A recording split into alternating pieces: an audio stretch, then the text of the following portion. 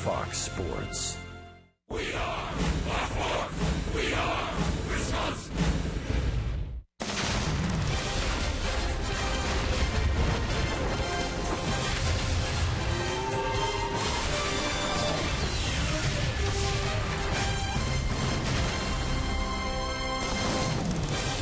And we welcome you from Toronto, Ontario. Beautiful Lake Ontario, and a shot back into downtown and the CN Tower. Right below that, we're at Rogers Center. Yeah, Juan Francisco, the former Brewer, he's having some fun with Carlos Gomez. Gomez sporting his skinny jeans today in the final game of this series against the Blue Jays. Willie Peralta, winners of 5 consecutive games. He's at 9-5 this year. He matches up against Jay Happ. And hi, everybody. We welcome you from Rogers Center alongside Bill Schroeder. I'm Brian Anderson. Telly Hughes here as well. Great to have you with us this afternoon. Another day game here in Toronto. Brewers try to earn the 2-game series split before they head to Cincinnati. And they're giving the ball today to the right guy coming off a loss in Willie Peralta. Yeah, he's been the stopper of this starting rotation for the Brewers. The Brewers losing yesterday. And when Willie takes the mound after a Brewers loss, the team is 5-2. So he's the guy that's been able to stop losing streaks. The Brewers have lost 2 in a row. His last 2 times out against the Colorado Rockies, picking up wins. The Brewers have been scoring a lot of runs for Willie his last 2 starts. 16 runs on the board for the Brewers, and right now Willie Peralta's been throwing the baseball well. He's won 5 in a row. Just the guy to have out on the mound here today. Well, he is an emerging ace, and aces stop losses or losing streaks, and he's 5-2 in his 7 starts after a Brewers loss. Very good numbers across the board. Remember that game in Colorado? He got 16 ground ball outs. That'll be key for him today with the heavy-hitting Blue Jays in a hitter-friendly ballpark. It is hot and humid here. The Brewers and the Blue Jays, 2 first-place teams ready to go at it. We'll have the lineups in the first pitch. Coming up next from Toronto.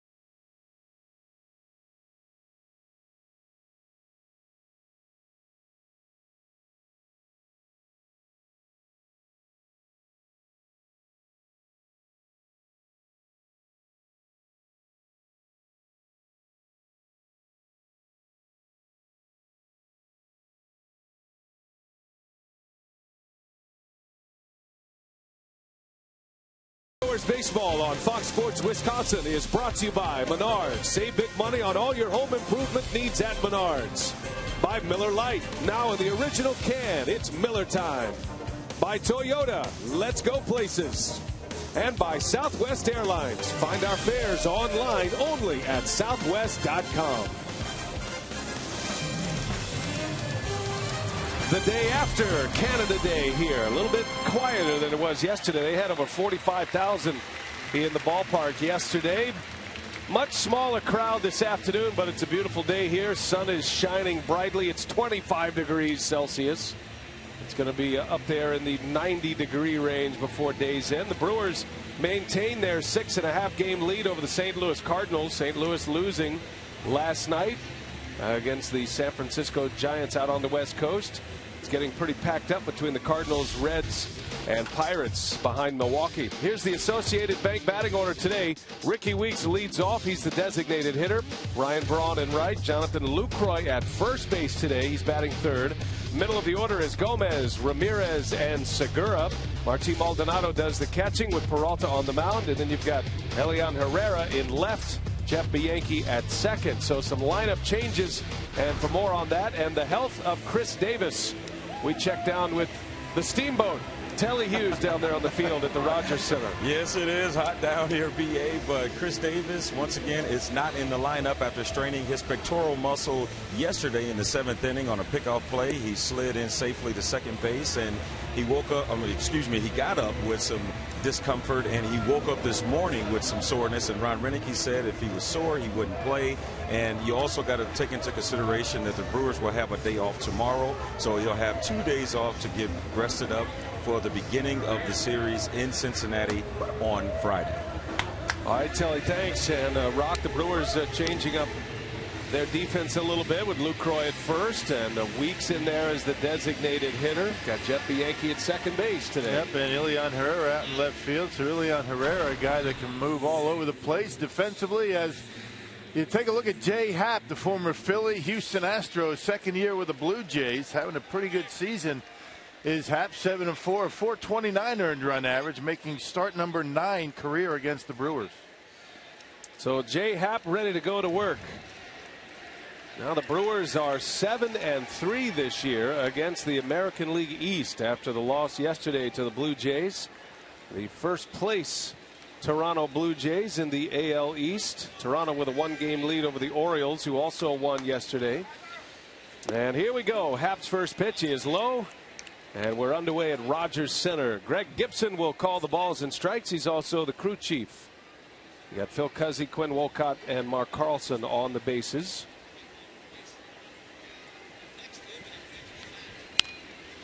Ricky Weeks, the designated hitter today.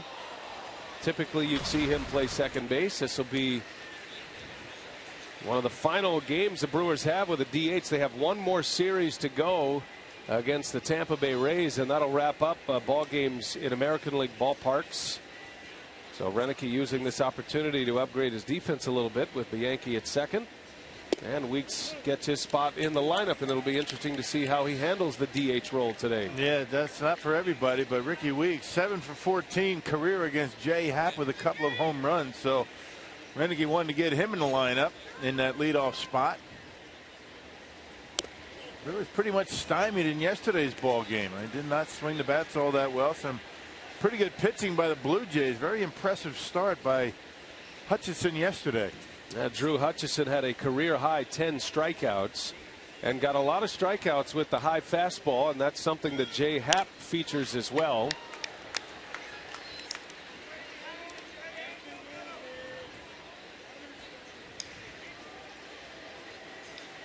Ricky had a pinch hit appearance yesterday.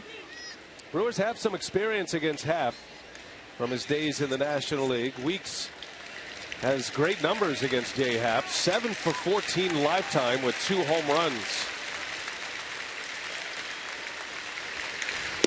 And he got him. And there's the high fastball that bit the Brewers quite often yesterday. Yeah, 94 miles an hour. Happ will throw a changeup from time to time and a slider. But he's going to throw a lot of fastballs. That one up out of the zone, and the Brewers had a problem laying off that pitch yesterday. 8 starts against Milwaukee. This is number 9 today for Happ. He has a 3-3 record. He's had some great days against the Brewers. He's had some not so great days. Came up with the Phillies, was thought to be one of the great young prospects in the Phillies organization, and then traded to the Astros. Now with the Blue Jays as he deals strike one to Ryan Braun.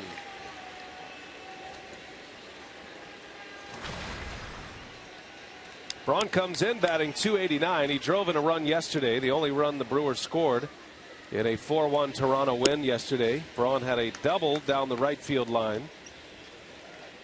Scored Scooter Gennett.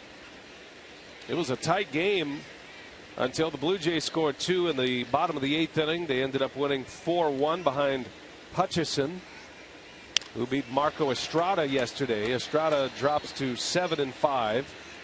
But Marco pitched a pretty good game. He went 6 innings, only 2 earned runs against the heavy hitting Blue Jays. Both of those were home runs. Yeah, who would have thought you would have had a game like that yesterday? 2 pretty good offenses, both relying on the home runs, and turned into a pitcher's duel yesterday. That RBI by Braun puts him at the top of the club in that category with 47. The Brewers have 5 players with 40 or more runs batted in. 2 very similar ball clubs. They hit the home runs. They rely heavily on the home runs. And the Brewers did not get one yesterday, and they took a loss. Bouncing ball to second. Munenori Kawasaki makes a play for the out. So 2 up, 2 down. Now let's check out the Blue Jays as they line up defensively. Brought to you by Menards. You got a couple of changes out there. You've got Edwin Encarnacion, who played first base in yesterday's game, making his first start in left field this year, and Adam Lind, pretty good against right-handed pitching, a left-handed batter, getting a start at first. Only Encarnacion's 3rd career start. Not thought to be a good defender overall, certainly a below-average outfielder. But John Gibbons wants his bat in the lineup. He is one of the best home run hitters and run producers in the American League this year. Lucroy takes strike 1. Jonathan moving up the All-Star voting charts at the latest results. Needs your help to push him over the top. Lucroy now 2nd in the All-Star voting and gaining on Yadier Molina. Remember, voting ends tomorrow. Brewers.com. You can vote up to 25 times per email account.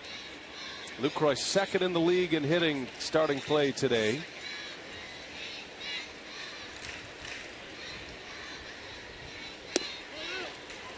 I think Lucroy's secured a spot on the All-Star team at this point. As a matter of fact, there are a lot of writers, national writers, who have him as their first half MVP.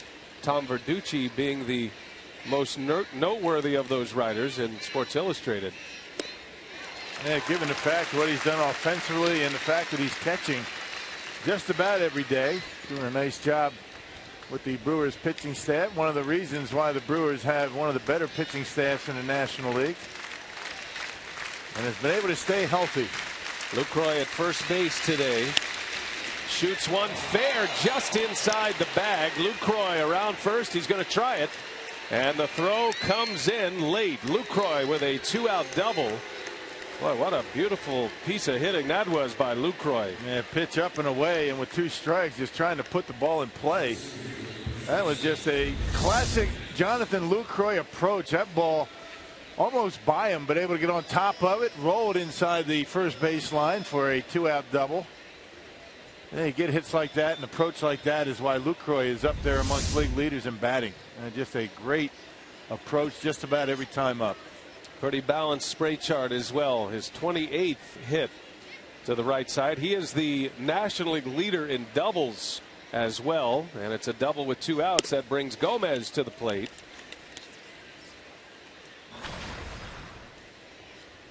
Carlos continues to put up the great numbers, 307, 13, and 44.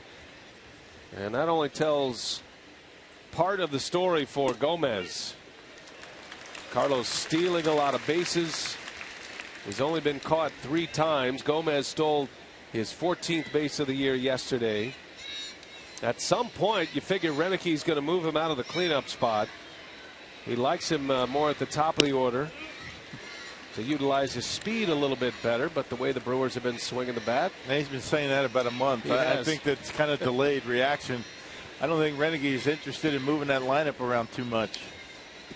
It might be just pure superstition at this point, because I think for about 30 straight days that we've seen Ron Renicky, he said, you know, I got to get Gomez out of that cleanup spot. Right, I got to get Ramirez back in a fourth spot. Yeah, but everything's working pretty well. Yesterday was kind of one of those days for the Brewers.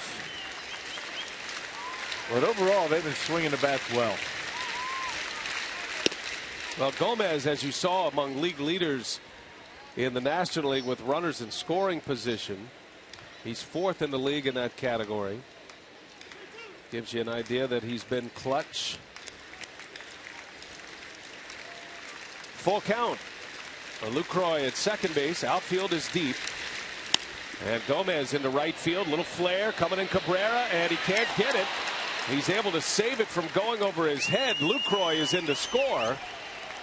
And it's a flare single and an RBI for Carlos Gomez, and the Brewers strike first today. Yep, 2 outs, nobody on, double single. Gomez getting jammed by that fastball.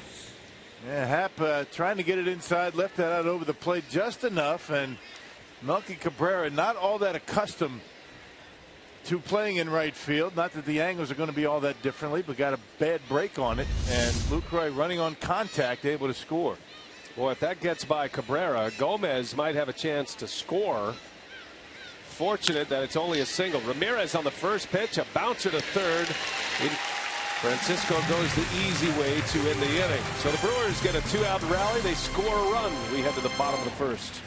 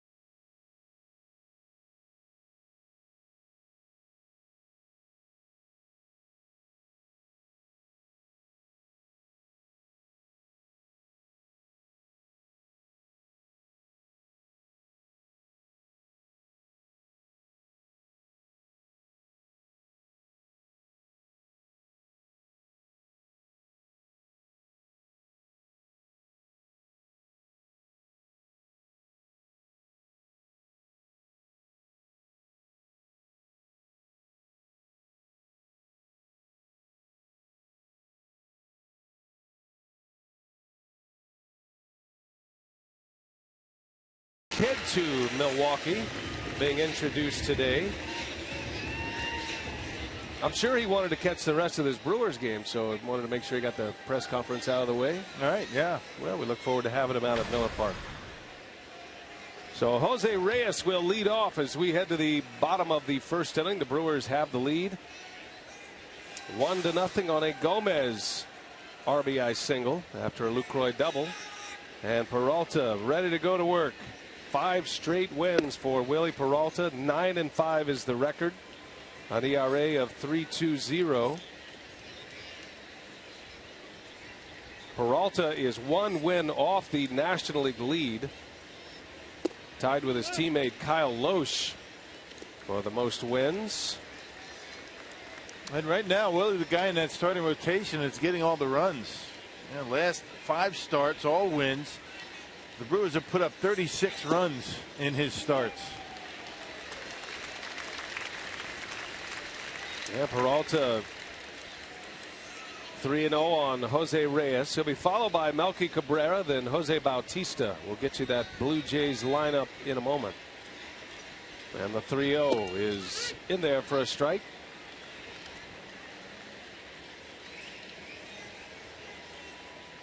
Zach Greinke, Adam Wainwright, and Alfredo Simon are the league leaders in wins in the National League. Each player with 10 apiece. And a high strike to Reyes. Yeah, that one looked high. Greg Gibson behind home plate. I guess right at the top of the strike zone. Not often is that called a strike. Full count to Reyes. In the air, left field. Elian Herrera starting for Davis today. Makes the play for the first out. Let's give you the rest of the Blue Jays lineup today, as penciled in by manager John Gibbons. Associated Bank brings you the lineup. Jose Reyes, Cabrera, then Jose Bautista, who homered yesterday. You got Adam Lind, Edwin Encarnacion, Deanna Navarro, the middle 3, and then it's Rasmus, Francisco, and Kawasaki rounding it out. DH in play in this American League venue. Interleague baseball for the Brewers. Milwaukee is 9-5 this year against the American League.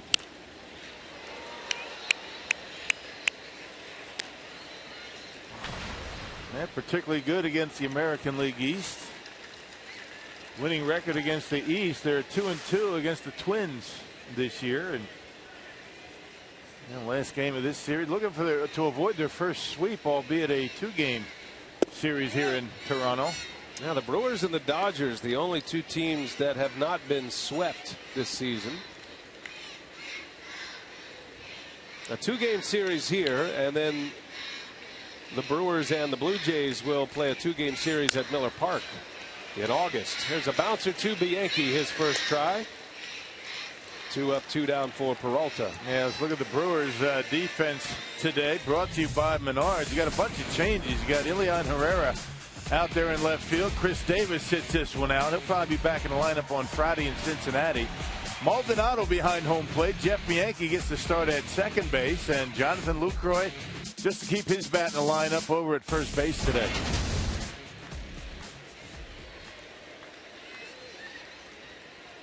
Now Lucroy played a lot of first base while Ramirez was on the disabled list. As Jose Bautista takes a ball. Now with Ramirez on the DL, the Brewers with the 2 first basemen in Reynolds and Overbay. Reynolds was playing a lot of third base, trying to keep Lucroy's bat in the lineup as much as you can. Now that Ramirez is back, this is Lucroy's first start at first base since he has returned. And a 6th start over at first base for Lucroy.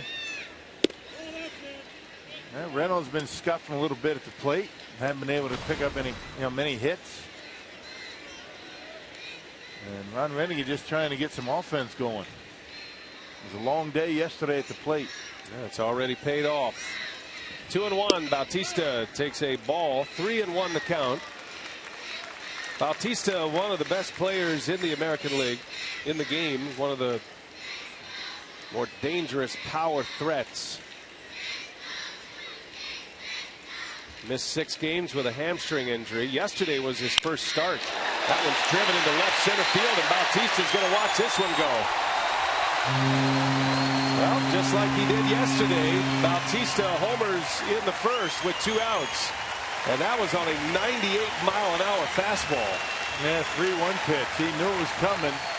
He got one right down the middle and knocked it out of here. Some kind of quick bat for Jose Bautista. Well, you can turn around a fastball like that. You can hit any fastball. Here it is. 4-seamer right down the middle. And look at the extension. And that ball, no chance that's staying in the ballpark. About the same spot he hit his home run yesterday. And just like that, we're all tied up. Bautista with his 17th home run of the season.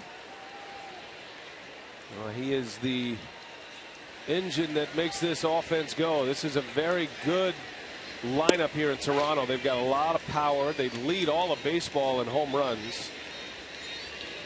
Edwin Encarnacion is their home run leader, but it all centers around Bautista. 111 home runs for the Blue Jays.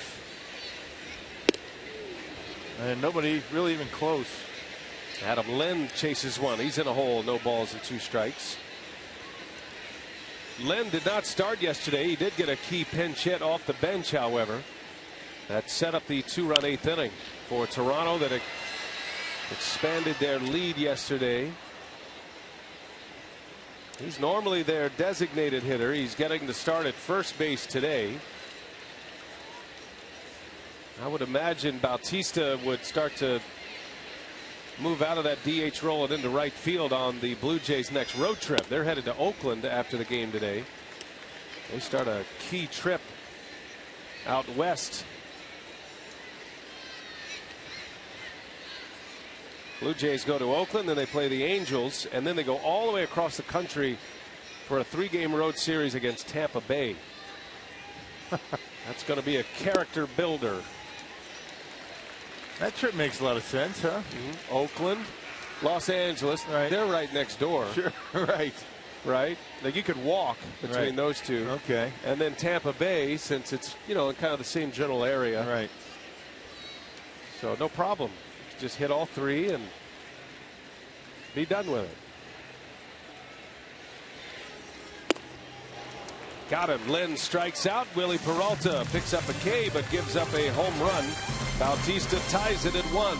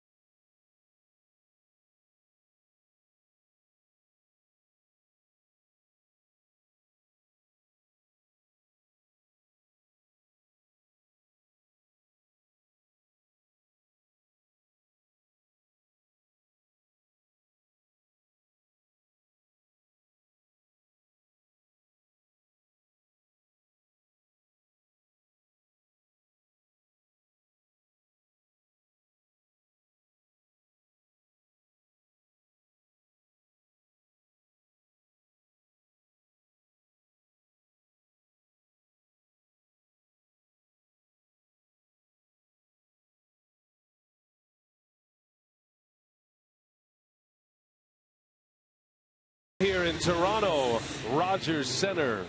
First time the Brewers have played here since 2005. How about the Feltco All-Star voting update? The results came out yesterday, and the Brewers have a couple of starters in there right now. Aramis Ramirez, still the leading vote getter at third base. Carlos Gomez is bumped up to second. Got to be in the top 3 to be a starter in the outfield. But Luke Croy needs your help. Braun and Segura moving up the list as well. Gene Segura leads off, first ball swinging against Happ.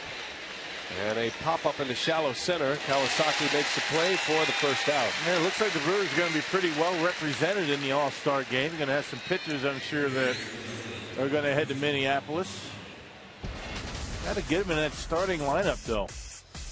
These are the current leaders at their positions. You see Gomez and Ramirez. Not necessarily Gomez that he played left field, but that's the way we have it. You got Puig and McCutchen, Tulowitzki and Utley up the middle. Gomez was a first-time All-Star last year. He's trying to make the All-Star team again, which would be interesting for him because last year the game was at Citi Field, the home of the Mets, Gomez's original team. This year the game's at Target Field. the home of the Twins. Carlos's other team, the team that traded him to the Brewers. So that'd be a nice little ribbon for Carlos Gomez.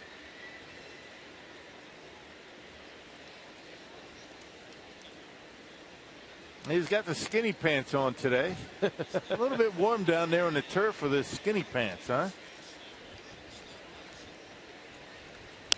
Martin Maldonado getting the call behind the plate for the Brewers. Wonder how he decides which pair of pants to wear, actually. I don't know. There is a method to it. You think? Yeah, he used to wear the Sunday skinnies. You know, he had the Sunday skinnies. He may think today's Sunday. I'm not sure. Yeah, day game, maybe. Maldonado takes the ball away. Well, we have our intrepid reporter down there, Telly Hughes, who maybe can offer more. Telly? Well, to try to figure out any sort of pattern from Carlos Gomez is pretty much impossible. But when he walked out, I said, hey, isn't it a little hot for those pants? And he said, I'll be fine. So we'll see if he lasts all 9 innings in those pants, because in the past, when he's gotten hot, he'll go back and change. So we'll see. He looks uncomfortable right now on the bench, doesn't he, Rock? They're kind of like hot pants, don't you think? Right. Hot pants may be how we have to go with him. He's been known to change. That's the last thing you want on a hot day. Your pants just hugging you, just sticking to you. And 1-2 to Maldonado, and a little flare to right. Cabrera coming in. Melky makes the play for the second out. Maldonado is retired. 2 up and 2 down for J Happ. That'll bring up Elian Herrera. I used to say you had 10 degrees when you play on the AstroTurf. That stuff just bakes down there, and it gets humid, especially after it rains. Of course, they have the roof here, but it is AstroTurf. Here you see it. Well documented. But they do have the ground up truck tires on it, the field turf. Herrera bounces to second. So Happ blows right through the order in the second inning. A quick 3 up, 3 down. We head to the home second. Blue Jays coming up.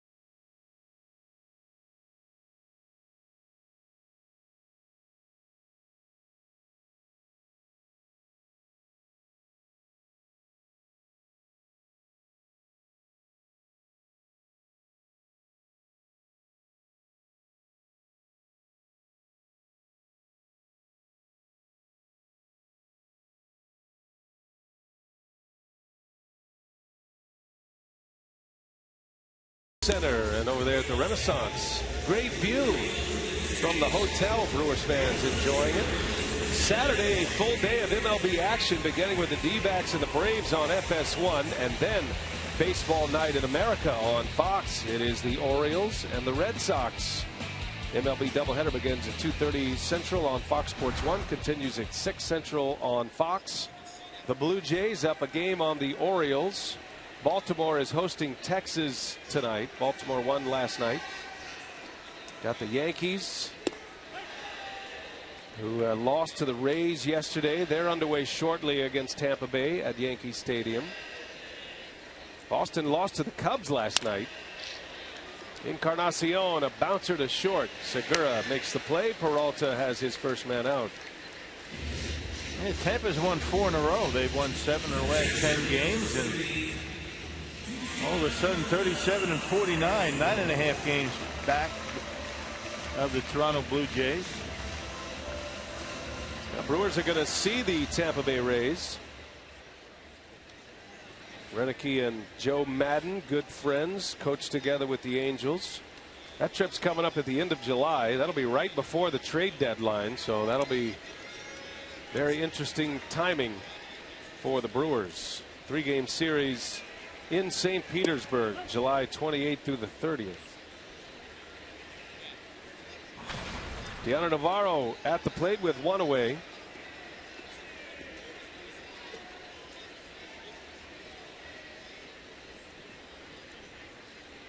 Navarro getting his second start of the series behind the plate.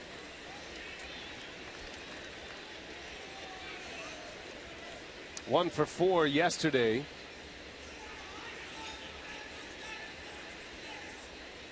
First 7 hitters in the Blue Jays lineup yesterday all had hits, 1 apiece. As Navarro skies to Gomez, and the Gold Glover makes the play for out number 2. Hey, the first 10,000 fans 21 and older at Miller Park on Saturday, July 12th, to see the Brewers take on the Cardinals. Will get a free Miller Lite Brewers pennant. Call 414-902-4000 or visit brewers.com for tickets.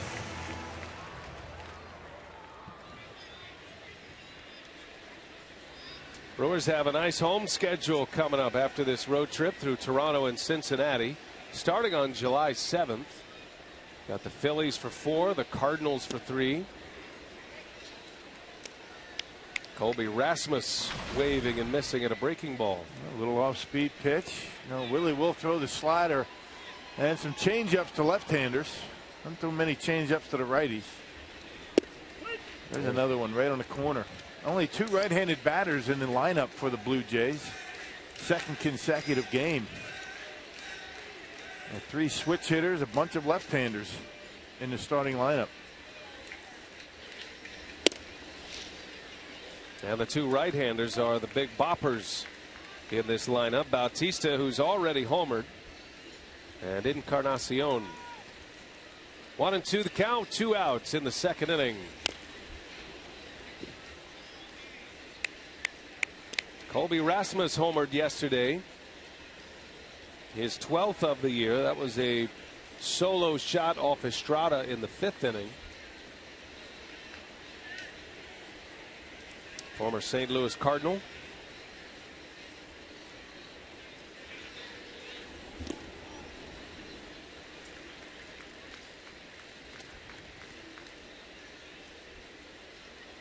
Not a whole lot of these Blue Jays have ever faced Willie Peralta.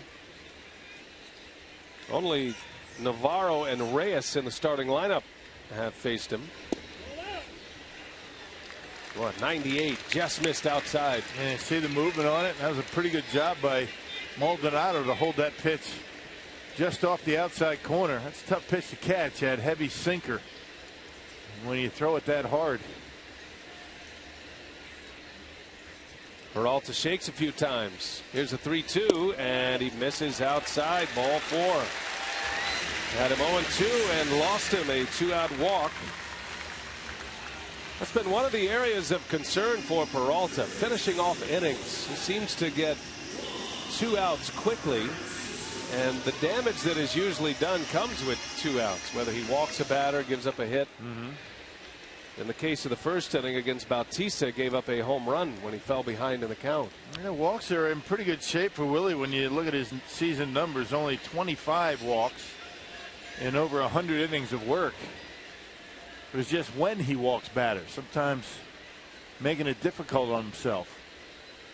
He's got 21 pitches, 95 miles an hour or better. That's 22 now of his 33, so he has blown the fastball up there. That was 98 to get Francisco to chase.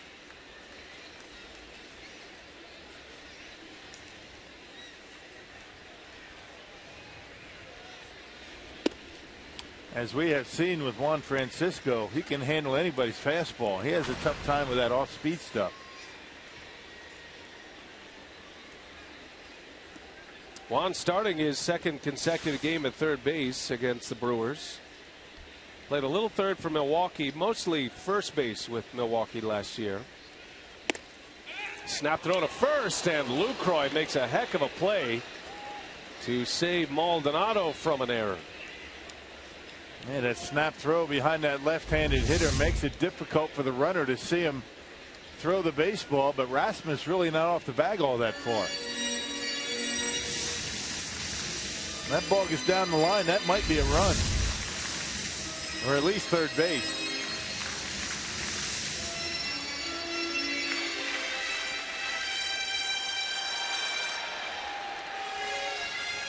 Quick visit to the mound by Maldonado. Peralta falling behind Francisco, 2-1.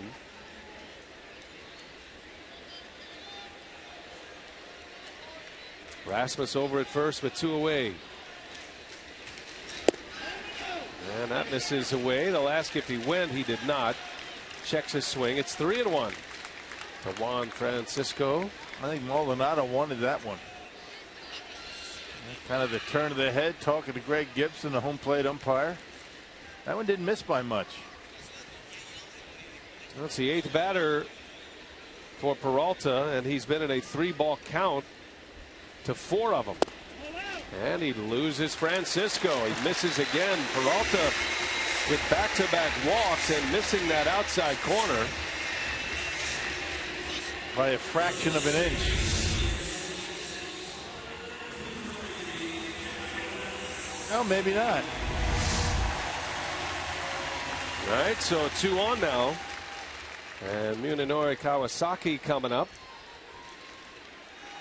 2 quick outs, back-to-back walks, and now Peralta having to bear down a little bit here.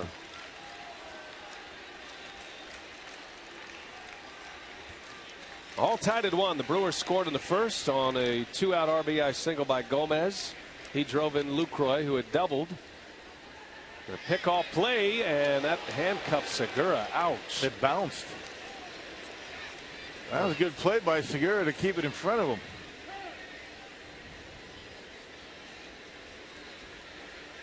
And Colby Rasmus getting a huge lead off of second base. The Brewers thinking about picking him off.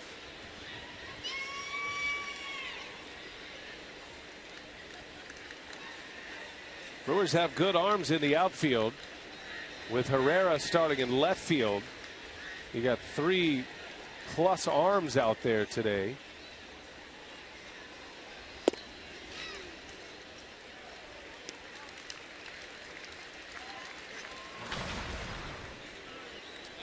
Well, Kawasaki getting ahead of the count. Now Rick Kranitz is on his way out, so the Brewer pitching coach might have spotted something here.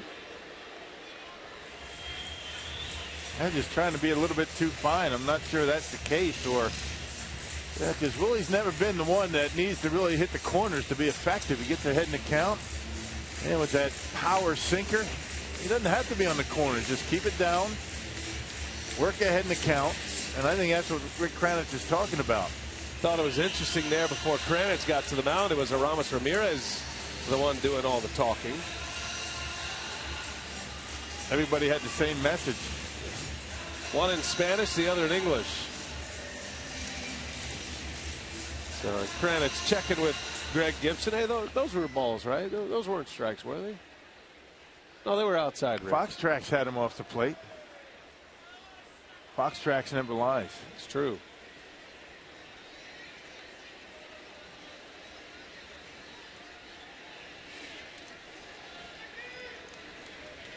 Two on, 1-0 on Kawasaki, and there's a strike right down the heart. Kawasaki, one of 7 second basemen used this year. They've been searching, the Blue Jays have, for a second baseman.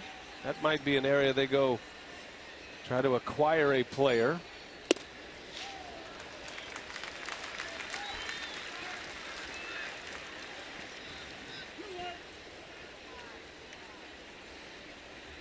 Blue Jays, like most contending teams other than the Brewers, in the market for a starting pitcher. And those are tough to come by. There's a strike right at the top of the zone. Peralta might have got a break there. Hey, remember the one that Gibson called on Jose Reyes, first bat of the game. Very rarely is that ever called a strike. Well, the count is 2-2. That changes it a little bit. Kawasaki put in swing mode now. 2 on, 2 out. Peralta delivers, and a fastball called strike 3. Down he goes. He went to the same spot. And Peralta gets out of it, picks up his second strikeout. Strands 2.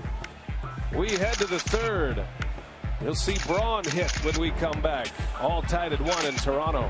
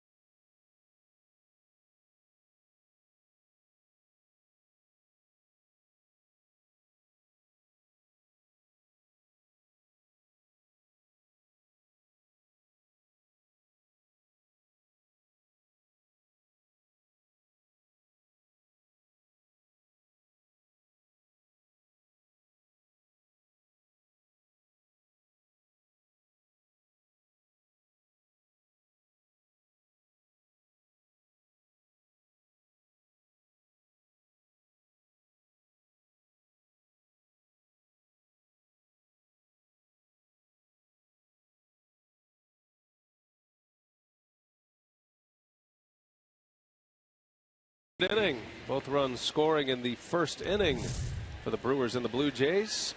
Time now for you to tweet your photo. Use the hashtag WisFanPhoto and you'll have a chance to have it shown in our broadcast. It's all brought to you by AT&T.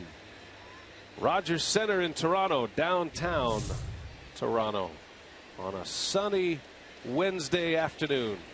Jeff Bianchi will lead off. Happ deals him strike 1. Bianchi getting to start at second base today. Ricky Weeks is the designated hitter this afternoon. Jeff just got back to the Brewers. He made 1 start at short on Sunday. He's been down in AAA Nashville. He's been swinging the bat well down there as well. Nice catch up there. Still got his Canada Day gear on. Yeah, good to have Bianchi back. I mean, there's another versatile player on that bench for the Brewers. Bianchi could throw him in the outfield, anywhere on the infield. Shot back up the middle and a base hit for Bianchi. Well, he needed that. He's a pretty good hitter, Bianchi. He hasn't had a good season in the big leagues, but he hit well in AAA Nashville. Hit .276. He puts the ball in play. He's very fast. Good guy to have down at the bottom of your order. Yeah, it's awfully difficult to stay sharp when you're not getting consistent playing time. I mean, Bianchi will go 4 or 5 days without an at bat, which makes it very difficult.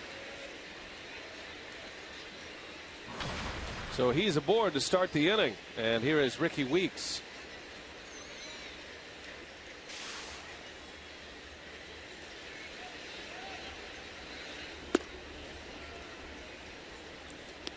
Is Happ somebody the Brewers can run on? What kind of move does he have? He got a decent move. I mean, he'll hold runners on pretty well, but Navarro's had a difficult time throwing runners out this year.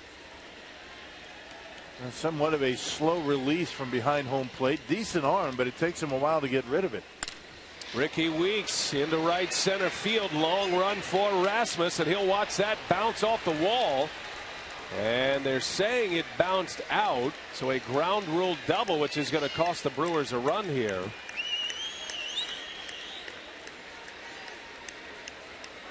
Or is it?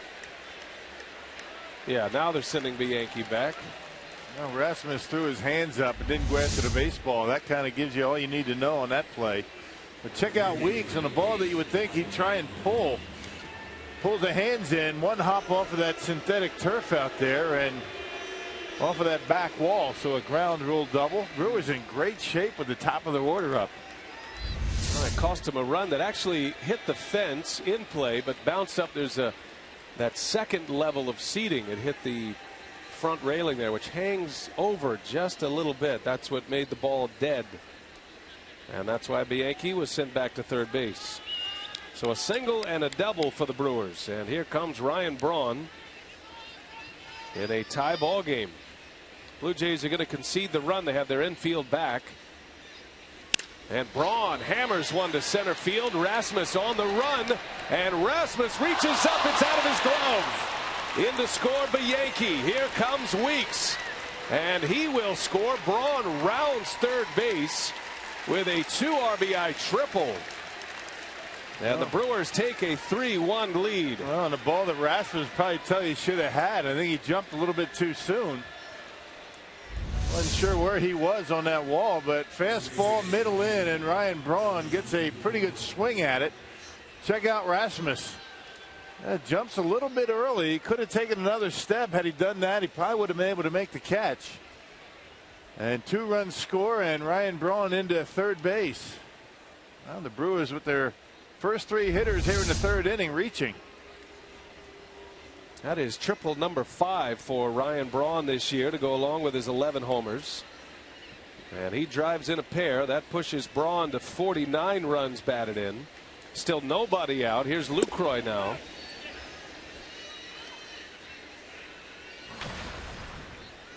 Lucroy doubled and scored the first run in the first inning.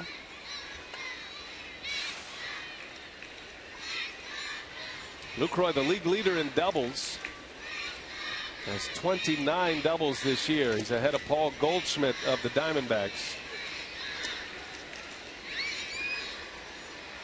And Lucroy making a bid at Lyle Overbay's franchise record for doubles. And the Blue Jays bring their infield in. There with nobody out and Lucroy at the plate. That'll open up some holes in that infield. Yeah, especially on the turf, right? And it is a spongy turf today. The sun beating down on it. We saw that ball bounce in right field on Gomez's hit. It's got a lot of spring to it.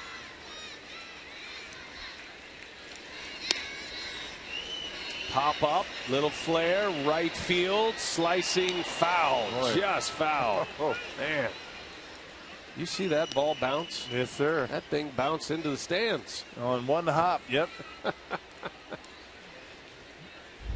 there's only 2 ballparks left in all of baseball with artificial turf here in Tampa. Had some English on it, didn't it? You know, they're saying they're gonna put natural grass surface here for the year 2017. So the contract with the CFL team, the Argonauts, runs out, and after that contract is over, the football deal, they're going to put natural surface for the Blue Jays here at Rogers Center. That's quite an undertaking. Yeah. Yeah, rip all the turf up. You got concrete under that. You got to create drainage systems. Yeah, there's no drainage here because you got the roof. There's hardly ever any rain on here. You don't need drainage. You're going to have that when you put the regular grass in. That'll be a few years away, but that's the plan. Infield in, Braun at third. Lucroy into center field. Rasmus coming in. He's got it. Braun's going to challenge him. Here's the throw. Braun slides. Safe. Barely.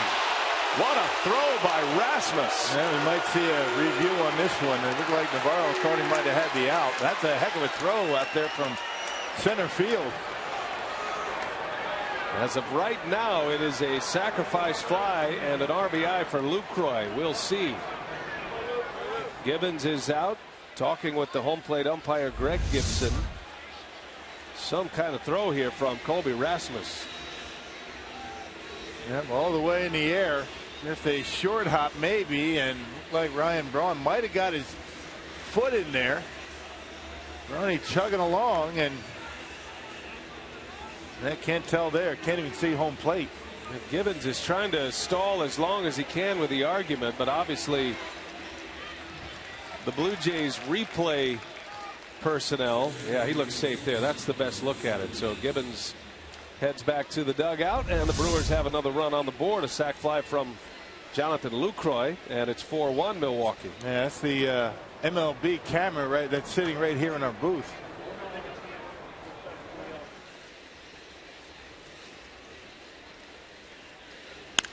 Here's Gomez. He drives one to center field, playable for Rasmus, and the second out of the inning. Well, the Brewers getting some good swings in on Jay Happ. Well, Happ's throwing a lot of fastballs. Brewers pretty good fastball hitting club, except for yesterday. And Hutchison, that fastball that was jumping into the strike zone, really handcuffed him. But Happ with that four-seam fastball, not a lot of movement on it. And Milwaukee getting some pretty good hacks.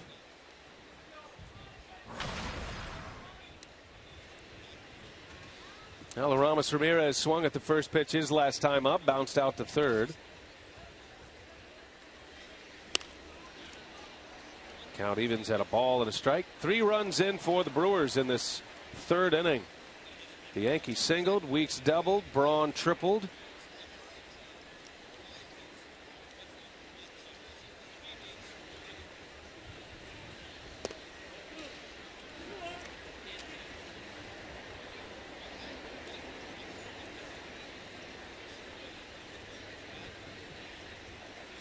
Ramirez in a 2-1 count. He took a swing at one. That high fastball. Something about the high fastball from Blue Jays pitchers the last couple of days. Yeah, but the Brewers getting much better swings on Happ than they did yesterday.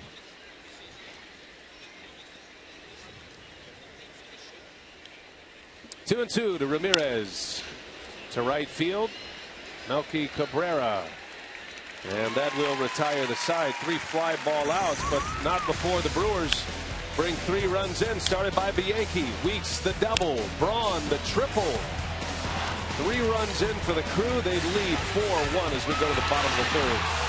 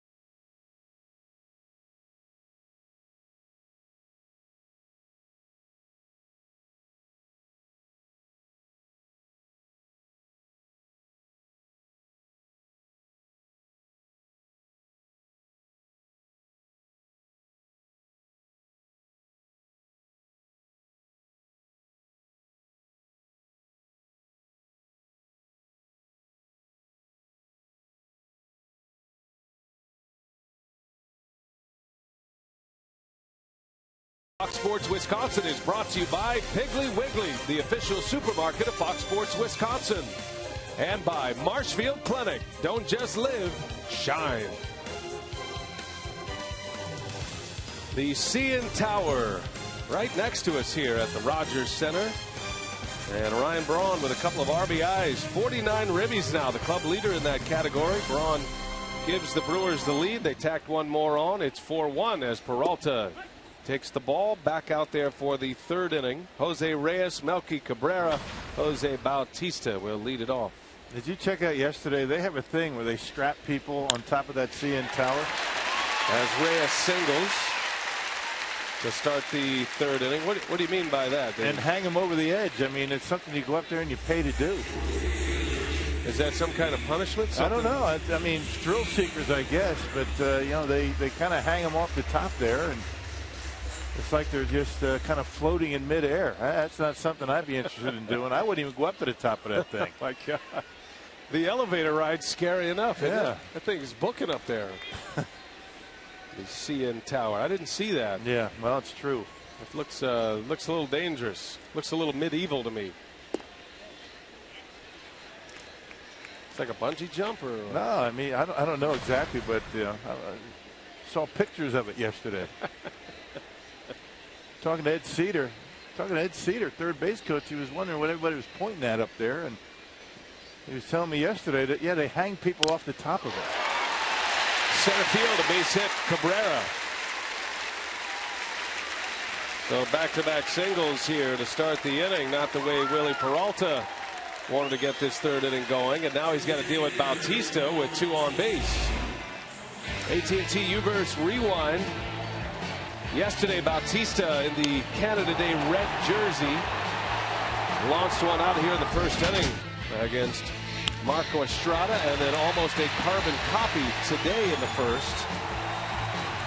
20 miles an hour difference in the pitches, though. Change up from Marco, and Willie Peralta throwing one at 98, and he knocked it out of here. Well, just like that, the Blue Jays threatened it. A swing and a miss, chased a breaking ball. By the way, you know, our buddies over there on the Blue Jays TV, Buck Martinez, Pat Tabler, they both did that. They both did the thrill seeker. Really? At the CN Tower. So maybe you and I ought to think about that in 7 years when we come back here. Bautista fouls it away. There you go. Oh my gosh. Boy, does that look like fun. That does. That looks like a great day. Great way to spend an afternoon vomiting in a trash can. They did it. That's unbelievable. And good Buck, for them. Buck didn't even have gray hair when he went up there. Yeah, I'm telling you. That's amazing. By the way, yesterday, Buck Martinez, you might have heard it by now, the Bautista home run off of Estrada. Buck Martinez did his Bob Uecker call for that, to pay homage to Mr. Baseball. He called it get up, get out of here. Is that right? Just wanted everybody to know that. I talked to him today about it. Good man right there, Buck Martinez, former Brewer.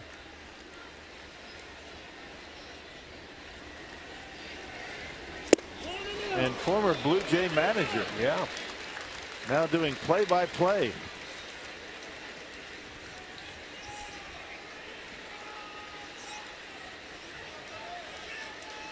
Two and two to Bautista. It's a big batter early for Willie Peralta. 2 on to start the inning. And Bautista bounces one to short. Segura to second for 1 and a double play. And that's what he needed. Yeah, Bautista not running all that well, just coming off that hamstring injury. That's the thing about this artificial surface. I mean, ground balls, even high choppers, get to you quickly.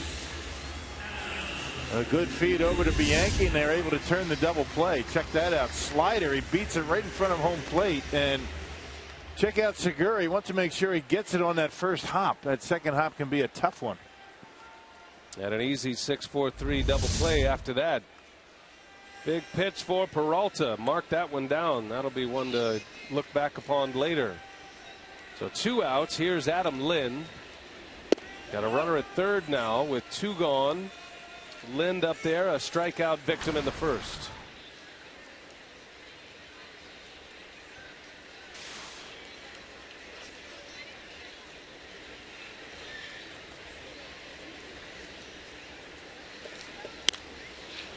Yeah, Lind coming into today's game hitting .382 against right-handed pitching. Best in all the major leagues. Got a base hit yesterday as a pinch hitter.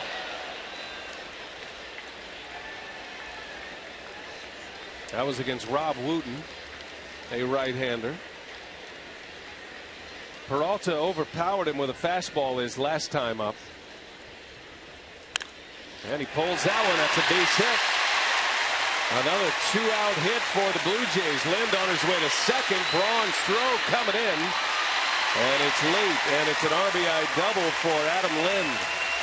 Guy can hit something else. Looked like it was a breaking ball. Well, check it out. What is it? Yep, slider. I think something off speed, and he just pulls it down the line out of the reach of Lucroy, and a 2-out RBI. Well, that kid can hit. That guy can hit right-handers. They got a lot of bats they have to figure out how to keep in the lineup. Yeah, you got too many. Yeah, you figure if the Blue Jays do make a move, if they try to bolster their roster, they could probably trade from within their big league roster a little bit. Problem is you have so many bats, but not much defense. Edwin Encarnacion at the plate, and he swings first pitch, and it's Segura, gloves it, spins and throws him out. Nice play. Boy, that ball got to him in a hurry. Peralta gets out of the inning, but a run scores, and it's 4-2.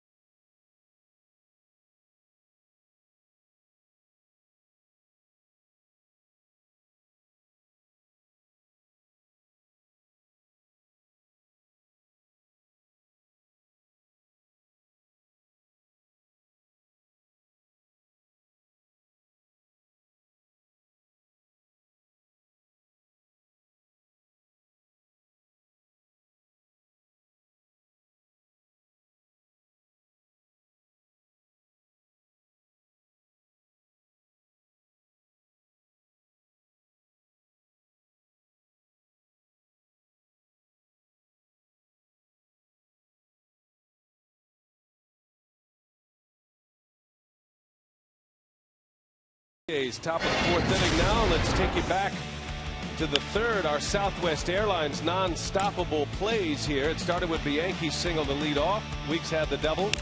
And then Braun goes to center field. Look how close Rasmus came to catching this ball. He did not. And 2 runs came in. Lucroy with a sac fly to bring in Braun. And when it was all said and done, 3 runs on 3 hits. And the Brewers with a 4-1 lead at the time. Blue Jays have gotten 1 back on the Adam Lind double. So that's where we sit after 3 innings. Gene Segura leads off.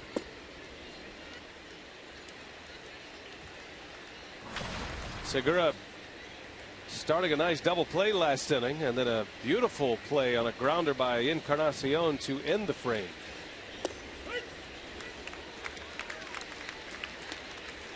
Segura not having the kind of year he did last year at the plate, but he has been every bit the shortstop he was last year. Made some incredible plays this season. He's not built like your prototypical shortstop. Segura's only about 5'10". Looks more like a second baseman if you go with the eye test, and that's why he played there with the Angels. But he's always loved the position of shortstop, always wanted to be a shortstop growing up in the Dominican Republic. And now he has his dream. It was the Angels who actually moved him to short prior to Segura being traded from the Angels to the Brewers in that Zach Greinke deal 2 years ago. And in his first full season as a big league shortstop last year, Segura was an all-star. Bouncing ball. That is Reyes, and Segura is retired for the first out. Hey, the Brewers and Cardinals battle for the NL Central supremacy Friday, July 11th through Sunday, July 13th. Reserve your seats today at 414-902-4000 or visit Brewers.com today. That's going to be a good one there. 3-game series against the Cardinals.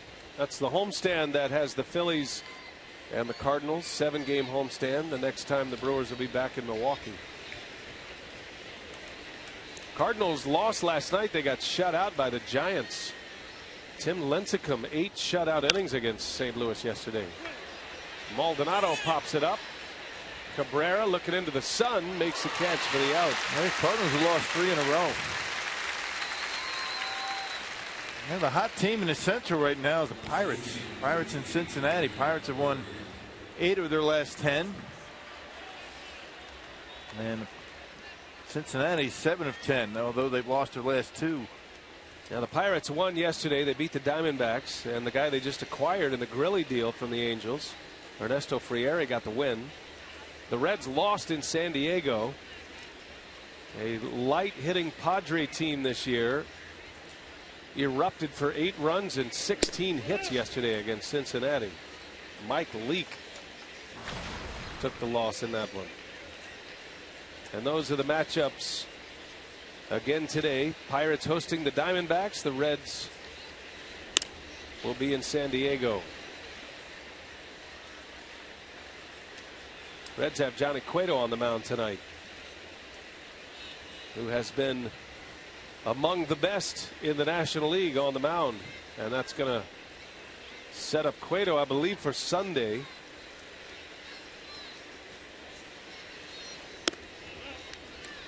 There's been some talk that the Reds would bump up their starters, but as of right now, Matt Latos is on the mound Sunday against the Brewers. Brewers are going to see Simon, Bailey, and Latos in that series, but they could move everybody up or skip somebody. I'm not sure who they'd skip though, right? Simon's a 10-game winner. Bailey's having a good year. Matt Latos, he's a fixture. Yeah.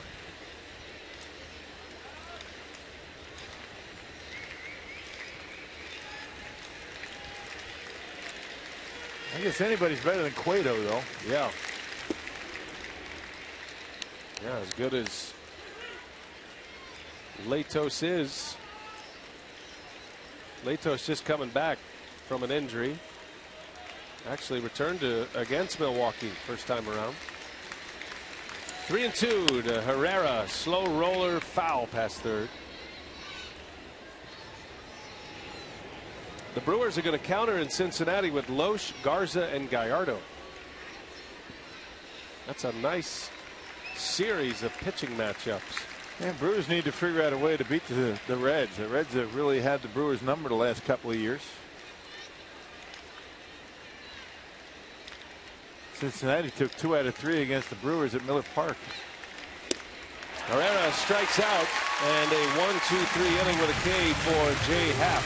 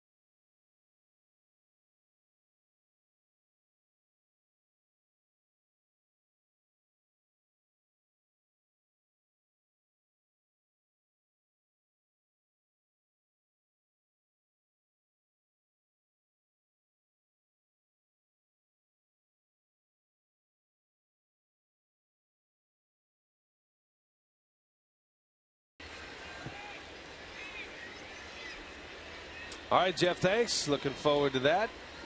Busy at the network today as the Bucks announce Jason Kidd, the press conference, introductory press conference today.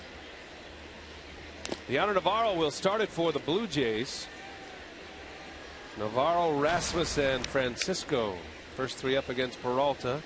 Peralta hasn't been on his A game today. He's given up 2 runs.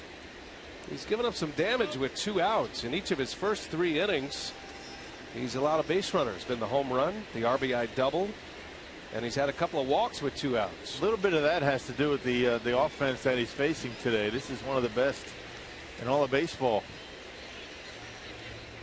Those are the numbers so far for Peralta. Navarro, little flare left field. That's going to bounce. And Herrera having a tough time with it. Navarro on his way to second with a double.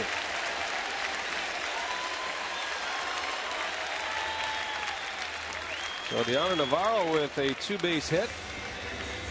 And stayed right on that one, didn't he? Sinker, not a bad pitch. I mean, that's a good pitch and a pretty good hitter able to get a bat on it and dump it down the line. I think a little experience out in the left. They might have held him to a single, but he gets a double to start off the 4th. That's always big with Peralta on the mound. It's big with any pitcher, but especially a ground ball pitcher like Peralta. Herrera out of position, still trying to learn the nuances of the outfield, and this one's a little tougher than most with the turf. So it'll be Colby Rasmus who walked his last time up.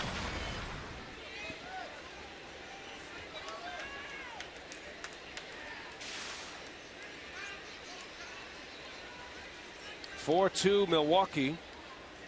But the Blue Jays put up a quick threat here in the 4th.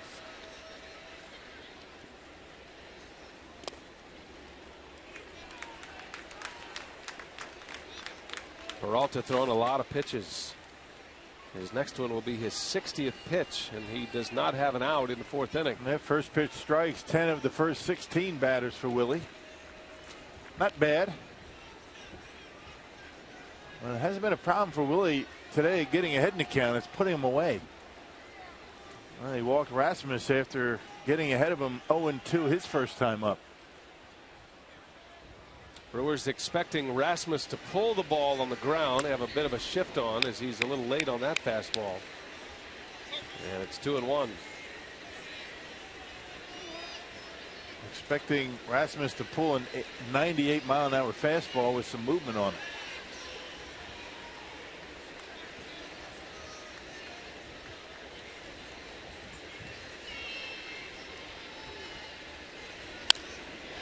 Popped him up. See if it stays playable. Long run for Ramirez, and that's going to bounce foul.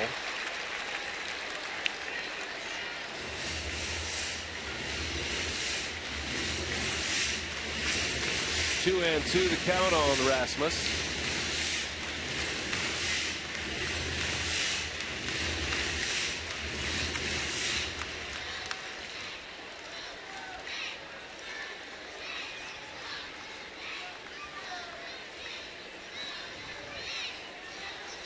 Brewers sticking with that shift even with 2 strikes. He didn't pull that last one. Really got it by him, but he got a piece of it. Got him. Got him with a breaking ball.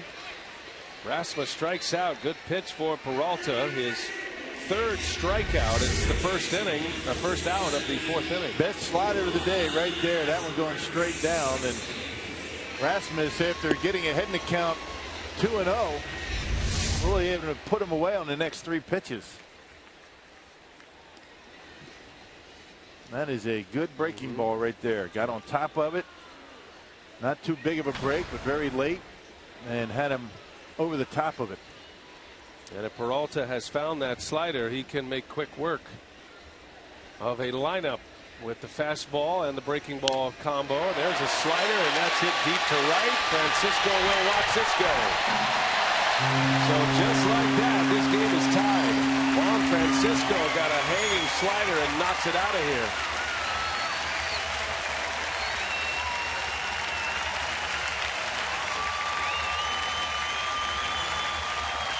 That's certainly not the same slider that threw to Rasmus, for sure. And Cisco has got as much power as anybody in the game, and when he makes contact, it can be tough. Not a bad pitch. Looked like Francisco wasn't sure it was out. Stuck there and watched it for a little bit. Out of here by plenty. And the Brewers let their lead get away. They were up 4-1. The Blue Jays come back with 3 unanswered. 2 more home runs today for Toronto for Juan Francisco, his 13th of the year. Kawasaki in the hole, tough play. Segura's throw up the line, and Lucroy got the tag on him. What a play by Lucroy. Second out of the inning and a gem on both ends. Man, nice play by Segura and an even better play by Lucroy. Realized he had to get off the bag and caught it and swiped the tag all at the same time. John Gimmon's going to come out and maybe see if he wants a replay here. Looks like he got him. Question is, was the foot on the bag before the tag was put on? It's close. Looked pretty close. First base umpire is Phil Cuzzy. Gibbons asking Lucroy, did you get him? It's all friendly now. Doesn't matter at this point.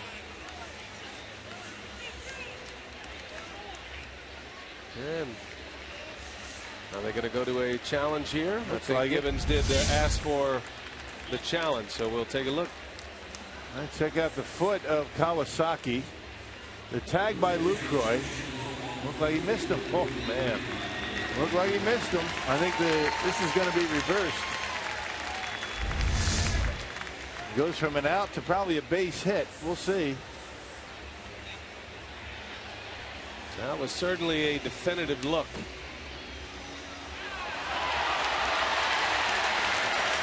In the meantime, Kawasaki hurt himself. Kind of jammed his foot into the front of the base.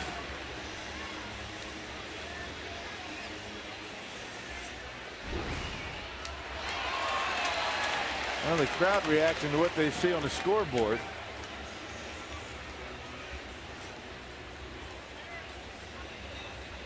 Clear and convincing evidence. Did he miss him or not?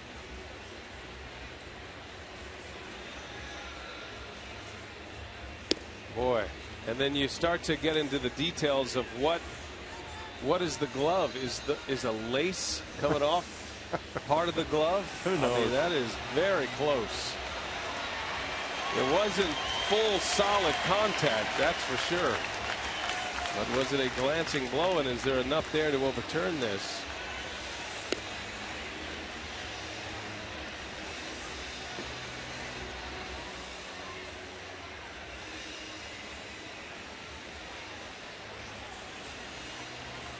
Well, if he got him, he just got him just barely on the pants as he goes by. It wasn't very clear whether he tagged him or not.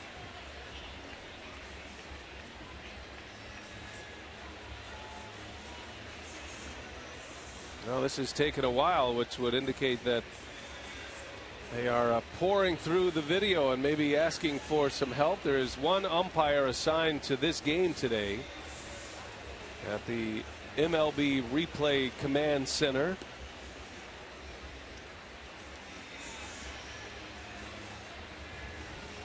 Yep, it's that close.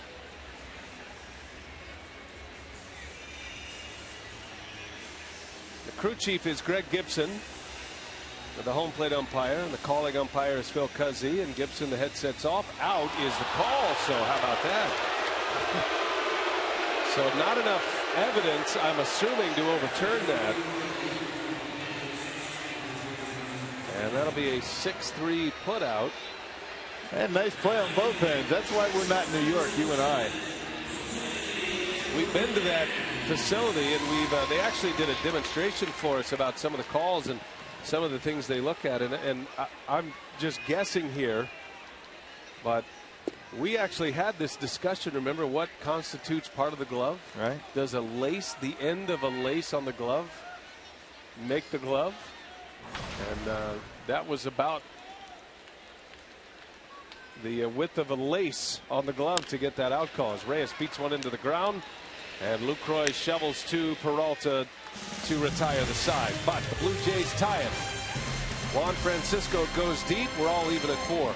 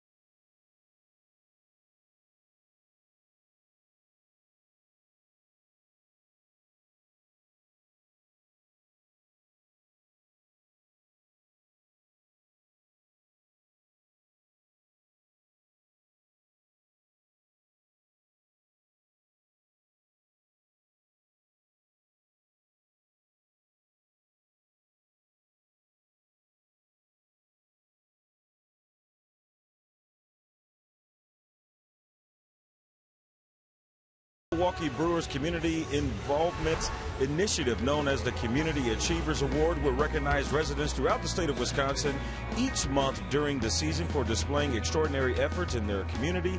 All adults and school-aged children throughout the state of Wisconsin are eligible to participate in the Community Achievers Program. All right, Telly, thanks. Here we go to the Brewer 5th inning. It'll be Jeff Bianchi to start it. And this was the part of the order that got the rally going in the 3rd inning. Bianchi led off with a single to center. Milwaukee scored 3 in that inning, but the Blue Jays have answered back. They got a run in the bottom of the 3rd. They've just added 2 in the bottom of the 4th. This is actually more like a game that we expected coming into this series. Not yesterday. Not much going on offensively for either team in yesterday's game. A little bit different today.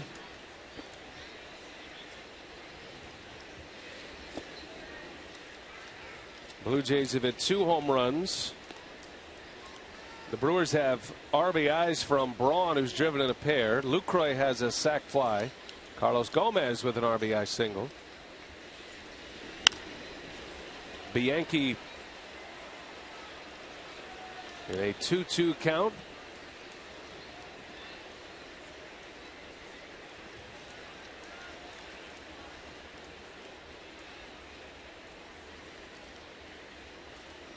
Happ delivers down and away. Try to get a little change up by him. Missed off the outside edge. It's been basically fastball slider and maybe a couple of different change ups. Happ's from the upper Midwest. He is a Chicago kid. Played his college ball at Northwestern.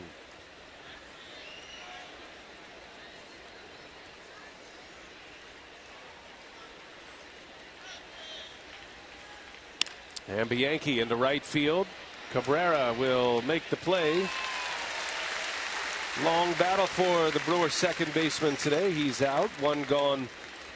And that is 7 straight retired by Jay Happ. Top of the order now, Ricky Weeks.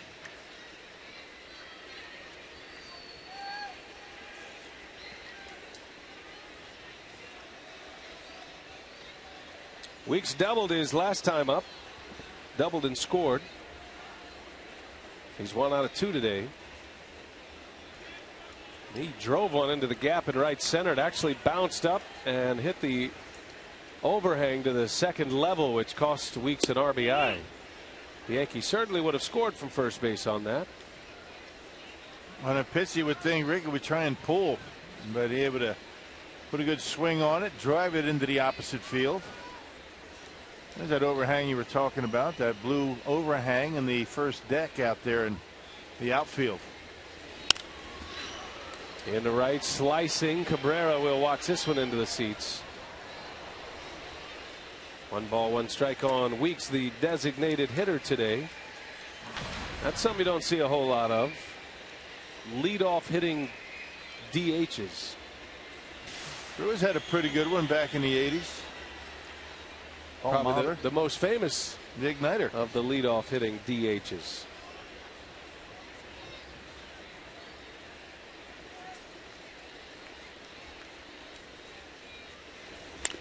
Matter of fact, had his 39-game hitting streak all as a DH. Molitor had the very first hit at Rogers Center, formerly known as Skydome. That was June 5th of '89 while playing for the Brewers. Part of those World Series teams with Toronto. 1-2 to Weeks. He fouls it back. Toronto's in a long drought of postseason appearances. They have not been to the postseason since they won the World Series in '93. They had a great run through the late '80s and the early '90s. Pat Gillick, the GM, Cito Gaston as their manager. And Roberto Alomar's number retired up there.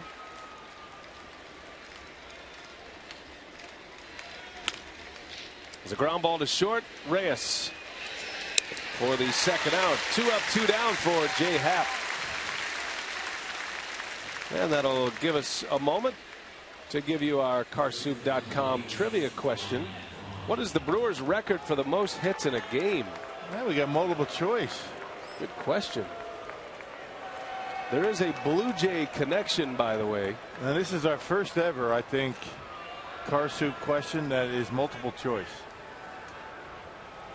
I didn't know you were keeping the stats on the. I don't ever remember seeing it. I never remember seeing multiple choice, A, B, or C. The curator of the trivia says that is not a true statement that you just made.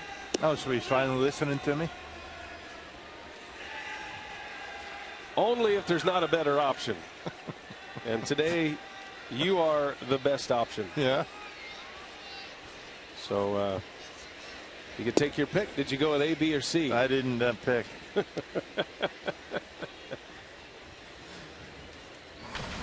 Well, you can think about that for a little while, and we'll put it up there at some point throughout the game when Brad Weimer remembers. There's a strike to Ryan Braun. He's batting for the 3rd time. Tripled and drove in 2 in the 3rd inning. 1 out of 2 today. Brewers and the Blue Jays all tied at 4. Brewers let a 4-1 lead get away. There's strike 2. They're just pounding the strike zone right now as Jay Happ got a nice stretch of consecutive outs going. Offense has gotten them right back into this ball game.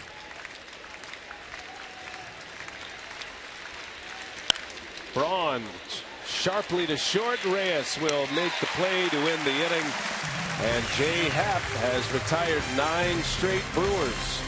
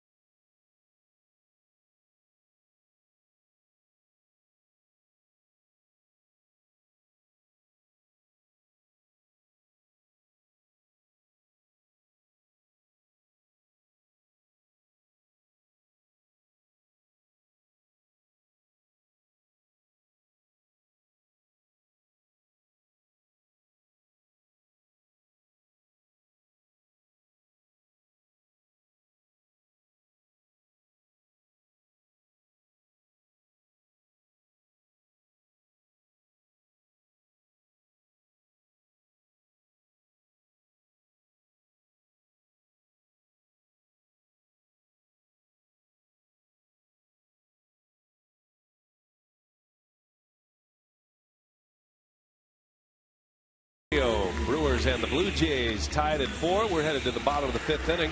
As promised earlier in the broadcast, we have the AT fan photo of the game. And it comes to us from Caitlin. And her dog is sporting a Lucroy jersey. Don't forget to use that hashtag #WisFanPhoto. Get interactive with us. We appreciate it, Caitlin. Everybody's a Lucroy fan, even the Mutts. And they should be. Wasn't there a dog earlier this year? They actually named the dog Lucroy. Can't remember if that was just in my mind or if that actually happened. I think that actually happened. Peralta back at work. He's got Melky Cabrera, and Segura makes the catch. Climbing the ladder, Gene Segura takes a hit away, maybe a double away from Cabrera. Man, that ball probably would have gone all the way to the wall where it was hit. That would have been right in the gap, would have split Herrera and Gomez out there into the outfield. And well, that's a second very nice play by Gene Segura in the last couple innings.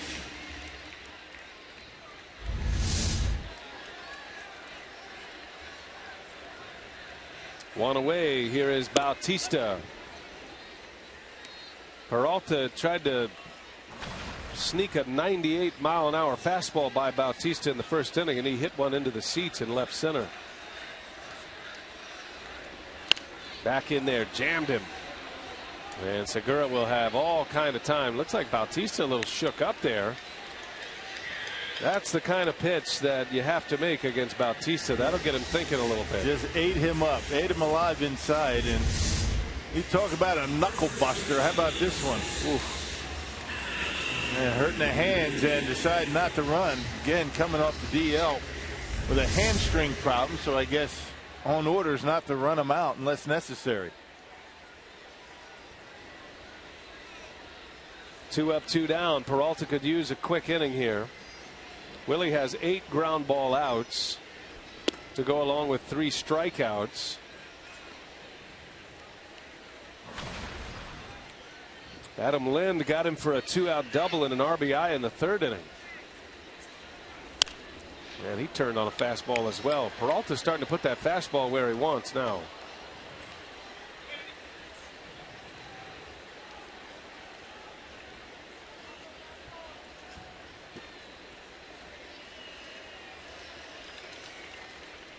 One ball, one strike. A little out, yells Greg Gibson. Corner's been closed for both pitchers today. Greg Gibson giving him that high strike, or even the pitch that is not a strike, calling it one. We've seen that on a number of occasions. A little out, he yells again. And it's 3 balls and a strike. That's where Peralta likes to pitch. He gets a lot of calls, a lot of swings at that pitch. But he's going to have to change his game plan here. Yep, not getting it. There's a base hit to center. Adam Lind 2 for 3 today against Willie Peralta.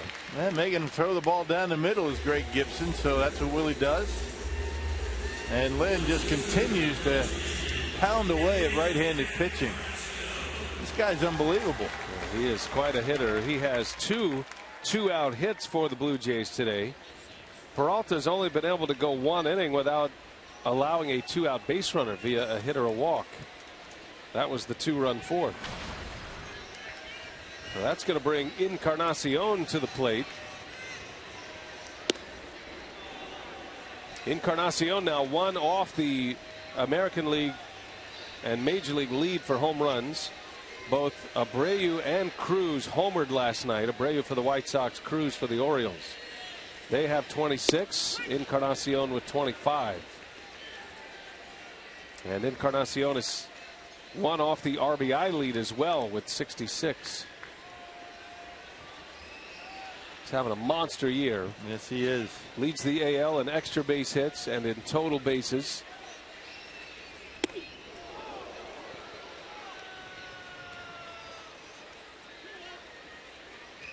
We've got a bunch of guys that are having some pretty good seasons. They get some pitching going. This team can run away from in the East for sure. Boy, it looked like the Blue Jays were going to run away in the East, and they endured a very rough month of June to fall back to the pack. 21-9 in May. 12-15 in both April and June. Before that win yesterday, Gibbons Club had lost 9 of their last 13 too. It was the end of June that really did them in. But they're still in first. Turning the page on a new month. They've got a good team. There's a fastball strike. 3-2 the count on Encarnacion.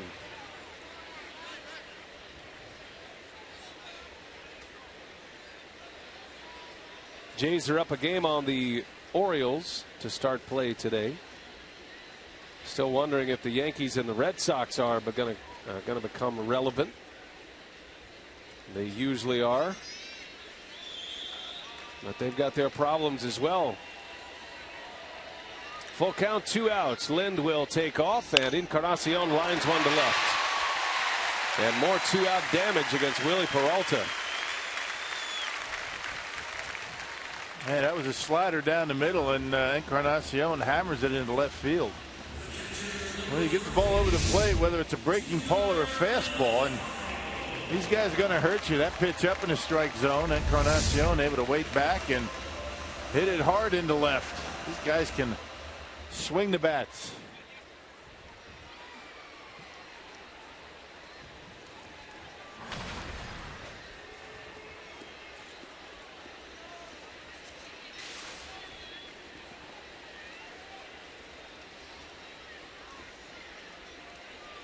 Deanna Navarro now 2 on 2 away in a tie game.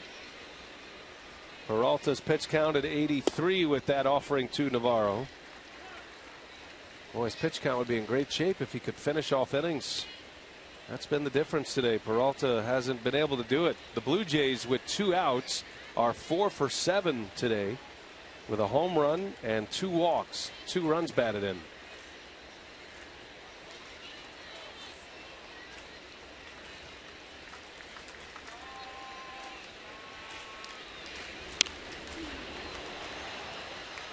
One ball, one strike on Navarro. Again, you know, we talked about that early on. I think it has as much to do, you know, with this Toronto offense as it is Willie Peralta making mistakes with 2 strikes. Up and down this lineup, they can hit. A very difficult lineup to get through. I mean, you get a 3-up, 3-down inning against these guys, you've done something.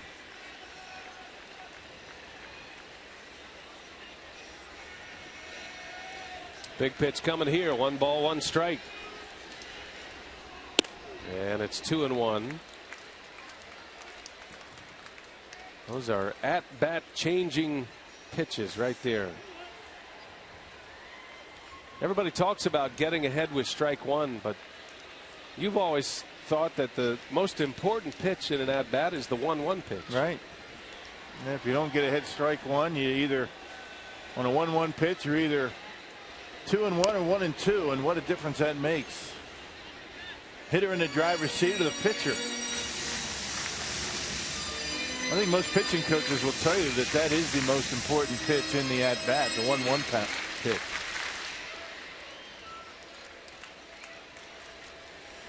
Well, Navarro went chasing to push the count even at 2-2.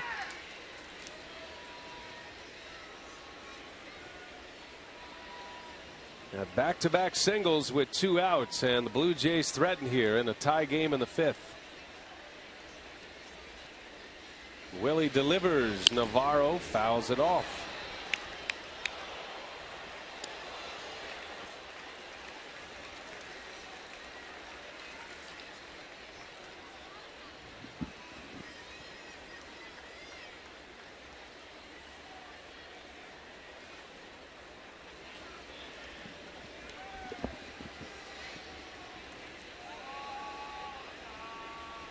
The Blue Jays today are 2 for 6 with runners in scoring position.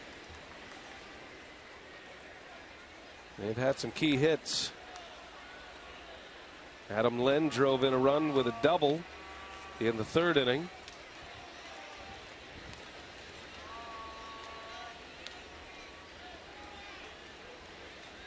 Juan Francisco homered back in the 4th. 2-2. Here it comes, and a bouncing ball Jeff Bianchi with time to make the play, and Peralta gets out of the 5th inning. A scoreless inning for him. We're still tied at 4, 5 in the books.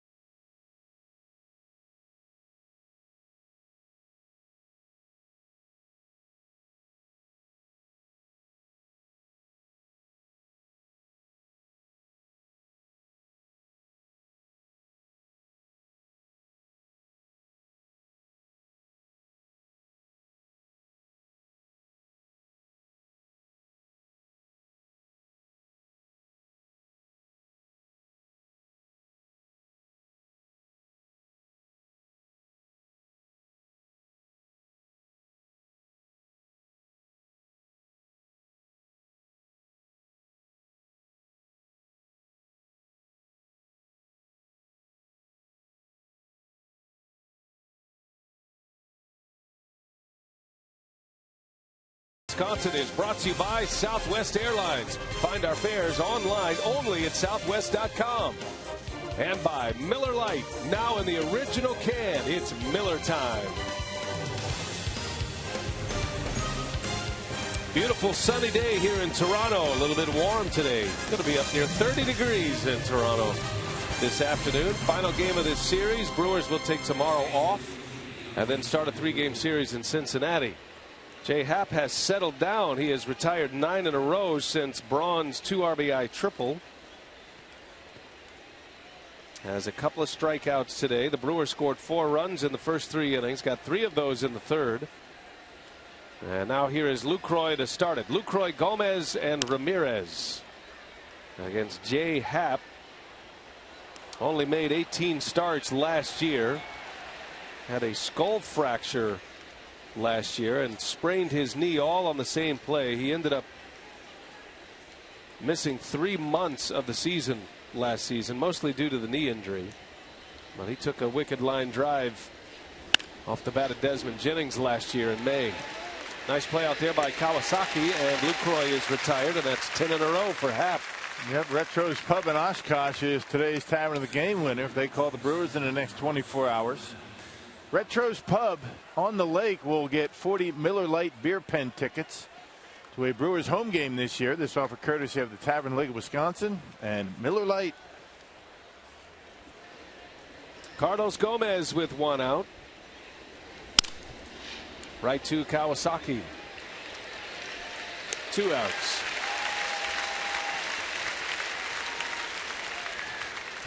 Well, Brewers making it easy on Happ, getting through this lineup. His last start, it was a win. He pitched well, but through 124 pitches, that's a lot of pitches. So you figure, the more pitches he throws today, the shorter his outing's going to be. He's in pretty good shape as he works here in the 6th inning with 2 outs.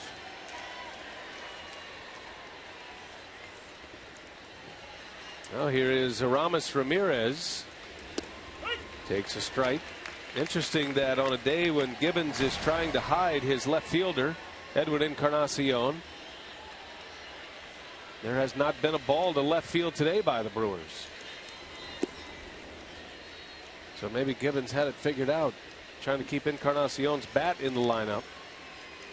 Certainly not comfortable out there. It's only his 3rd start ever in left field, and his 1st since 2012. Strike 2 on Ramirez. Usually when you put a guy out there out of position, the ball finds you. Yeah. He hasn't even had a ground ball to pick up. Nope. He's just been standing there.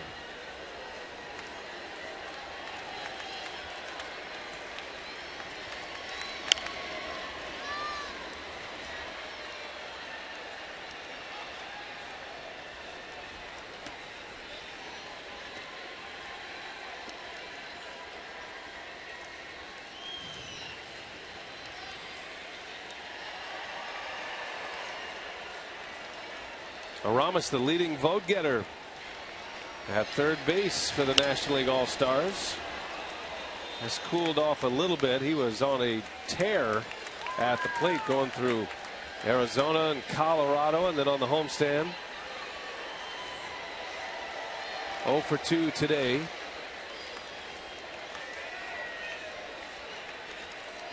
One ball, two strike on Ramirez, and he chased a high fastball. Down he goes. Strikeout number 3, 12 in a row, retired by Happ. It's still 4-4.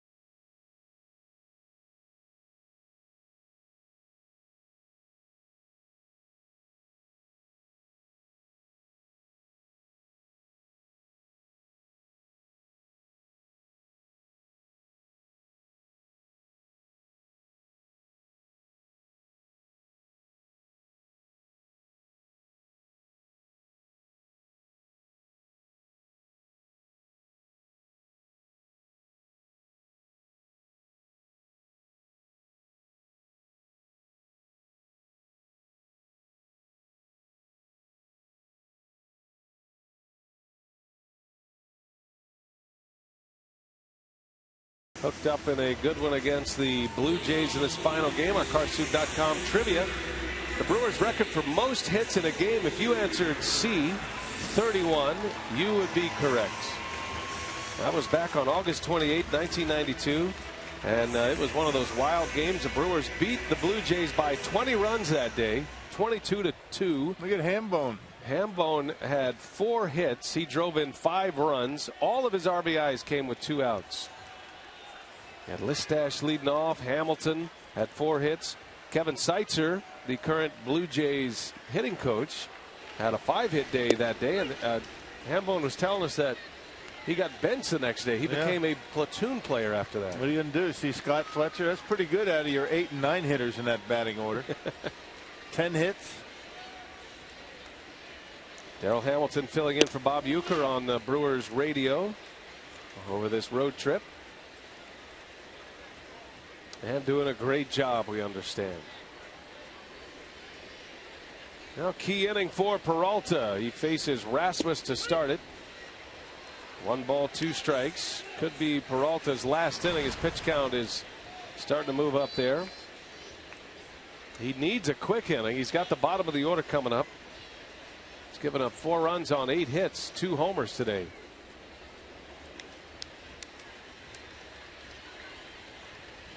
At a 20-pitch first, a 22-pitch second inning. And then had to go into the 20s last inning after he gave up back-to-back singles with 2 outs. There's a swing and a miss. Rasmus down on strikes. The second time he's been able to get Rasmus on that slider. That's the pitch that he wanted to throw to Francisco when he hit the home run. In this location, going straight down, and that's where you want to put it. Strikeout number 4 for Willie Peralta.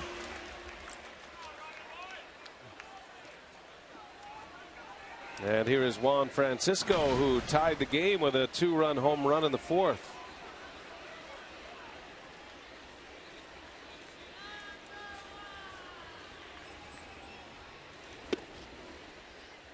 Peralta had just struck out Rasmus on a slider, a good one.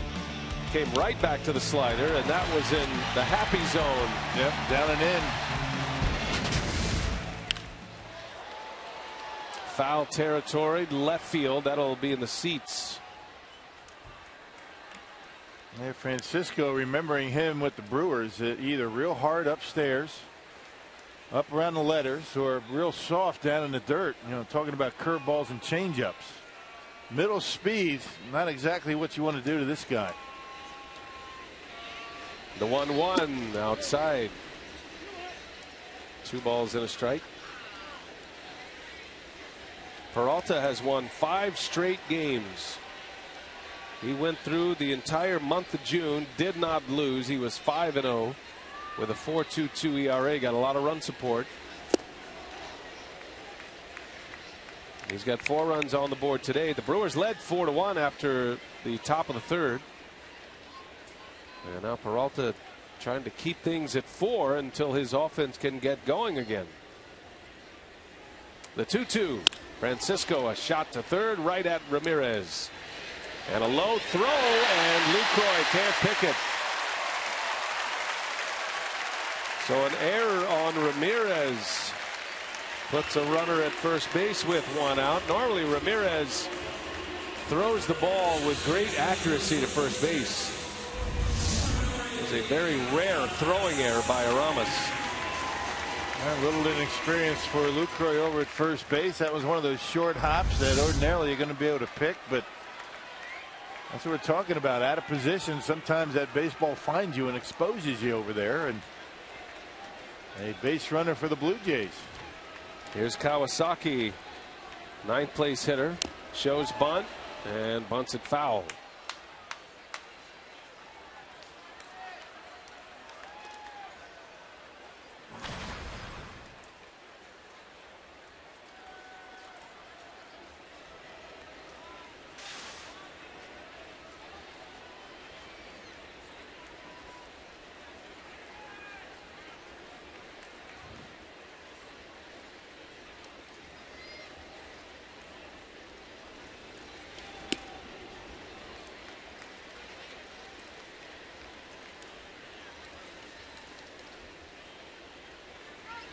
Kawasaki is 0 for 2. Segura made a terrific play on him in the 4th, and Lucroy made an even better play with a catch and a tag. Barely got him. It was a play that went to a replay challenge. Bounce to the first. Lucroy smothers it and will go to the bag for out number 2. Like a good catcher playing first base, he keeps the ball in front. Yep. Had no intention of ever throwing that ball to second base. Just get the shore out. That inning should be over. Lucroy able to make the play, but now you got the top of the order coming up with a man in scoring position. And Peralta has had his troubles with 2 outs. He'll have to deal with Jose Reyes. Trying to keep the go-ahead run from scoring here. Reyes singled off Willie in the 3rd. Had a single to center. He's 1 for 3. Former batting champion Jose Reyes.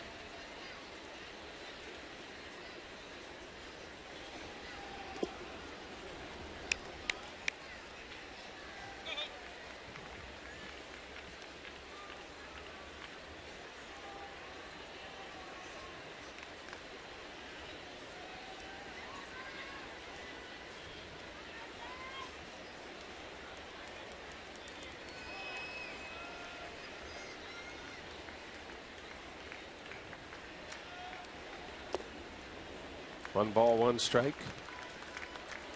Not a given that Francisco would score on a base hit. The Brewers have good arms in the outfield. Francisco doesn't run all that well. We've seen a close play at the plate already today. Rasmus almost threw out Braun. Ryan just snuck in there in the 3rd inning. Part of that 3-run Brewers 3rd. That's been the last hit for the Brewers. That triple by Braun in the 3rd. 2-0. Reyes takes a strike. He got the outside corner this time. Yeah, right at the bottom of the strike zone. Brewers outfield pretty shallow in left and center. Braun a step or 2 behind, back from Gomez out there. And as you mentioned, good arms in that outfield for the Brewers.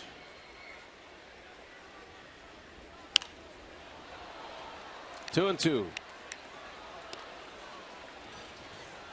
Reyes won a batting title in 2011. He and Ryan Braun came right down to the end that year.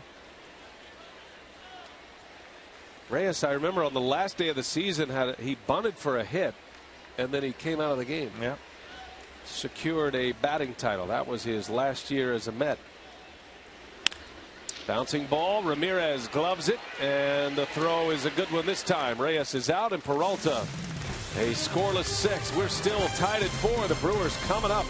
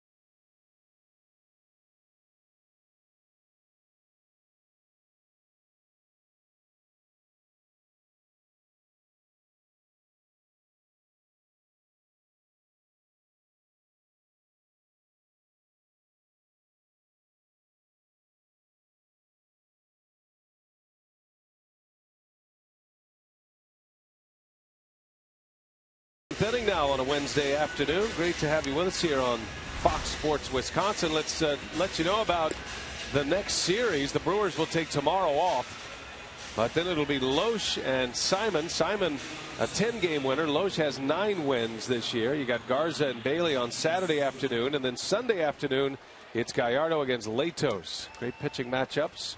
3-game series with the Reds. Our Miller Lite What's on Tap.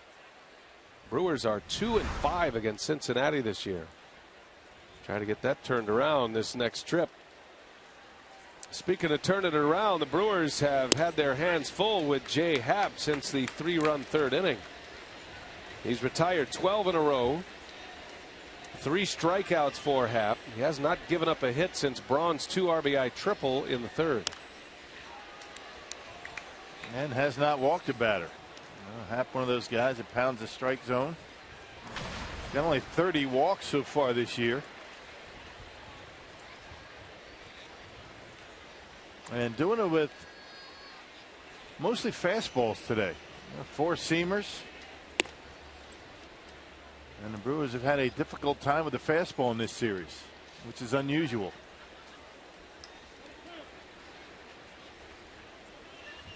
Happ was involved in the Roy Oswalt trade that brought Oswalt to the Phillies. Happ got traded to the Houston Astros. We were there in Houston when that went down, as he strikes out Segura. 4th strikeout for Jay Happ. Hey, the Brewers break out the ball and glove logo next Friday, July 11th. They'll wear the retro uniforms against the Cardinals, and all fans will get a free Brewers retro t-shirt courtesy of Hupy and Abraham. Call 414-902-4000 or go to brewers.com for tickets. One gone. Here is Maldonado. 0 for 2 today. Couple of fly ball outs to right field.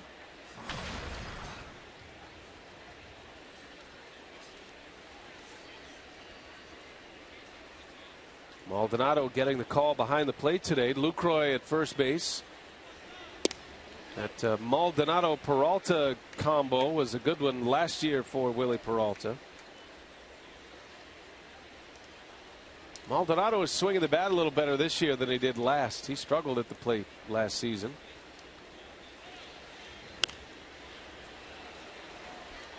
takes a while to get used to not playing a whole lot and figuring out a way to stay sharp.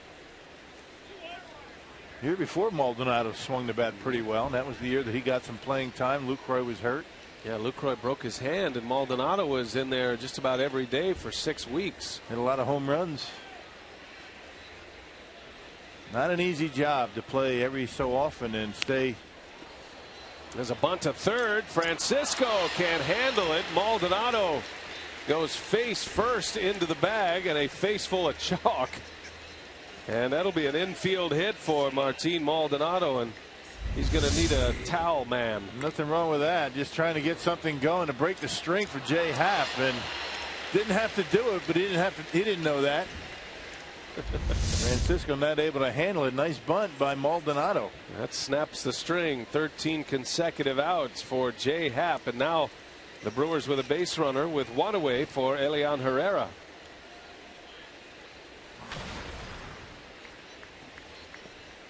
This is not a great defensive unit here for Toronto.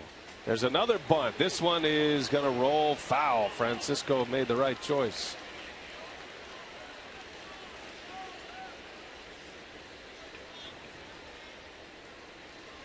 John Gibbons looking at the starting pitcher today and figuring he can sneak some offense in there. You got a pitcher who is a fly ball pitcher for the most part. Encarnacion still has not had a ball to left. He's a little out of position. And they're a little rough on the corners defensively, Toronto, with Lind and Francisco, but it hasn't shown up until now. And shown up in the first 2 games here. Broken bat pop up right in the middle of the infield, and that's going to be caught by Francisco. And he gets a hug from his shortstop. He says, thanks for not knocking me into the right field on that one. And he would have probably. 2 outs. Francisco has the weight advantage there.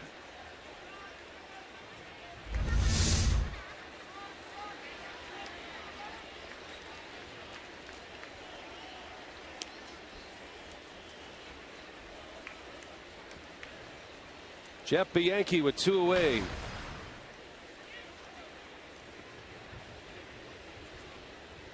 All tied at 4. We play in the 7th inning.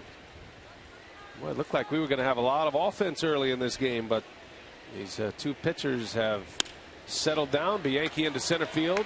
Rasmus is there, and that will retire the side.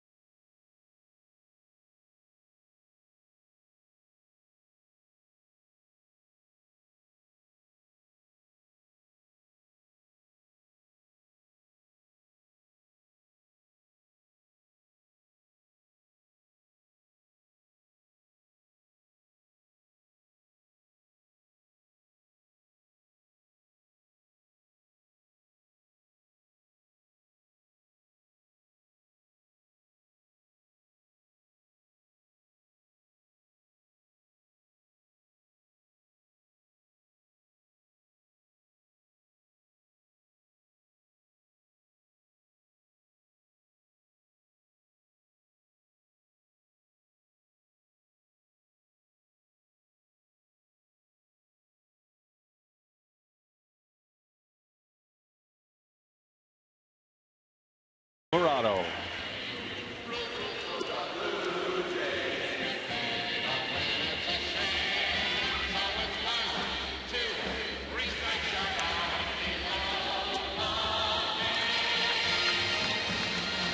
Just shy of 25,000 at Rogers Center today as the Brewers and the Blue Jays match up. Final game of this series, all tied at 4. Now Gene Segura, he's had his troubles at the plate today. He's 0 for 3, but he has shined defensively. He's in our Marshfield Clinic shining moment. Started a nice double play. And this beautiful glove and turn. Lucroy helped him out with a tag on Kawasaki. Goes up the ladder to rob Cabrera of a base hit. He has made an impact with his glove, like a good shortstop will do. And playing on AstroTurf for the first time in quite some time, so he's handled it pretty well. The Brewers infield has been very good. You need to have a pretty good throwing arm to play on AstroTurf because typically you play a lot deeper. No problem for the Brewers in that department. Well, Peralta heading back out to face Melky Cabrera. So Peralta with back-to-back scoreless innings after the Blue Jays tied it with a 2-run homer by Francisco in the 4th. Hey, Willie, 107 pitches, and he's back out there. He's got Cabrera, Bautista, and Adam Lind. Got Kensler, the right-hander. Zach Duke is the lefty, and Cabrera sends that one into left center field. Gomez on the run, can't get it. Bounces off the wall. Cabrera on his way to second. And it's a lead-off double for the Blue Jays.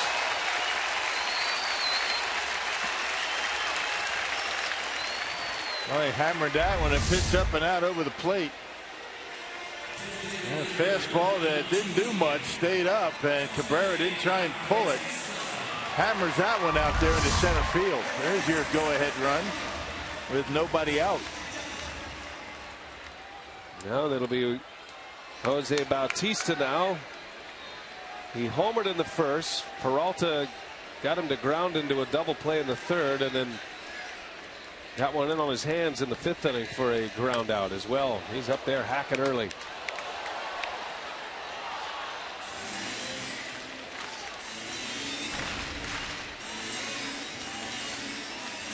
Bautista has homered in each of the first 2 games of this series. Now 17 home runs for the year, 51 runs batted in.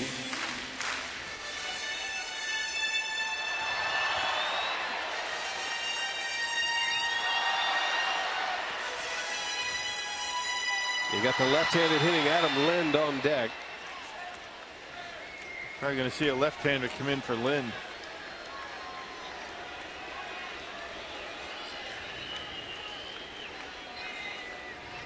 Oh, and 1. Bautista takes a ball inside.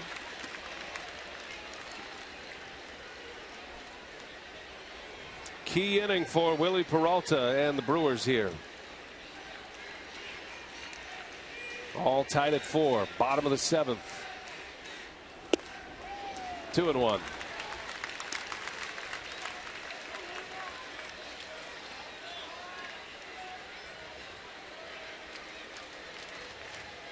Bautista hit a 3-1 pitch for a home run in the 1st. And ahead in the count here. Peralta stranded a runner at second last inning, left 2 on in the 5th. Got more trouble here in the 7th. 3 balls and a strike. He still has good velocity, 98 with that last one, but in a similar situation, or the same situation he was in the 1st inning with Bautista. He's had a good fastball today, but the Blue Jays have 9 hits off of him. Probably his last hitter. 3-1 the count. Runner at second. Bautista takes ball 4. So 2 on now with nobody out. And here comes Adam Lind, and here comes Ron Renicky. Trying to sneak Peralta through that inning. If it was a clean inning, he would have probably let him finish. But it is anything but a double and a walk. The Blue Jays threaten. Peralta will exit with men on behind him as Renicky goes to his bullpen. We'll take a break. We'll set up the new pitcher when we come back.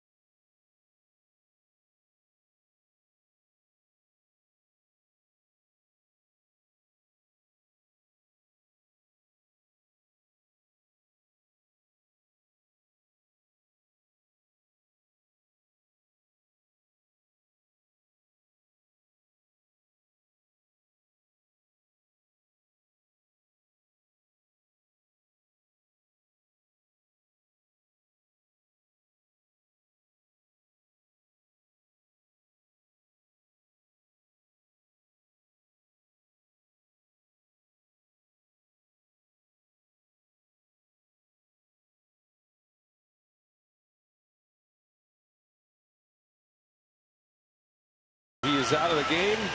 He exits with 2 base runners out there. And there are no outs in the 7th inning. 4-4 game. Zach Duke on the mound for the Brewers. Adam Lind will be called back. Mastriani's going to pinch hit, and there are the numbers. You see why. He's been great against left-handed hitters.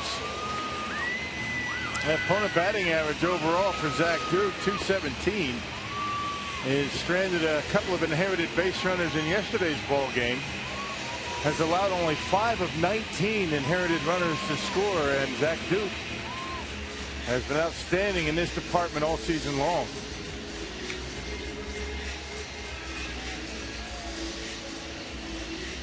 Darren Mastriani will hit for Adam Lind. Yesterday it was Lind who got the base hit in the 8th inning. Mastriani pinch ran for him. Got to be a bunting situation, which begs the question, why pinch hit for Lind when he could just drop down a bunt. Infield is in. Mastriani shows bunt. Inside move by Duke reveals the plan. You figure a left-hander can drop down a bunt against a left-handed pitcher. Mastriani only in his 12th game in the big leagues. Very fast. And he shows bunt and gets the bunt down foul. That had some kind of spin on it. That took a left turn going down the line. Must have hit a seam. One of those Rogers center seams they always talk about. Must have been a big hunk of ground up truck tires down there. Look at this ball. Looks pretty good there. Whoop.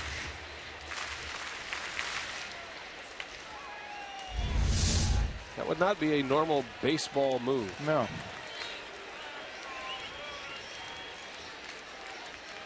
It's a different game on this artificial surface. That's why there's not too many ballparks that have it anymore. No balls and a strike. Mastriani squares early once again. And this time it's bunted. That's fair. Throw to third. Out there. Throw to first in time. A double play. Maldonado heads up to get that ball before it went foul. He got out of that batter's box behind home plate before Mastriani even got out of the batter's box. Check this out. Responsibility of the hitter to get out of the way of the catcher. Actually, Maldonado beats him there, and that's why he's able to get the double play. A very late break by Mastriani because of Maldonado. Check it out. Mastriani knew he had to stay out of the way of the catcher, and because of that, they're able to turn the double play. Goes 2 to 6 to 3. That's a huge play in this game. So 2 outs now. A runner at second base in Bautista, and they're going to walk Encarnacion. So Renicky can have a lefty-lefty matchup with Deanna Navarro, or at least get rid of a elite home run hitter. Navarro switch hitter. Right. So you turn him around to his worst side, a right-handed batter. Yep, only a 229 hitter from the right side of the plate.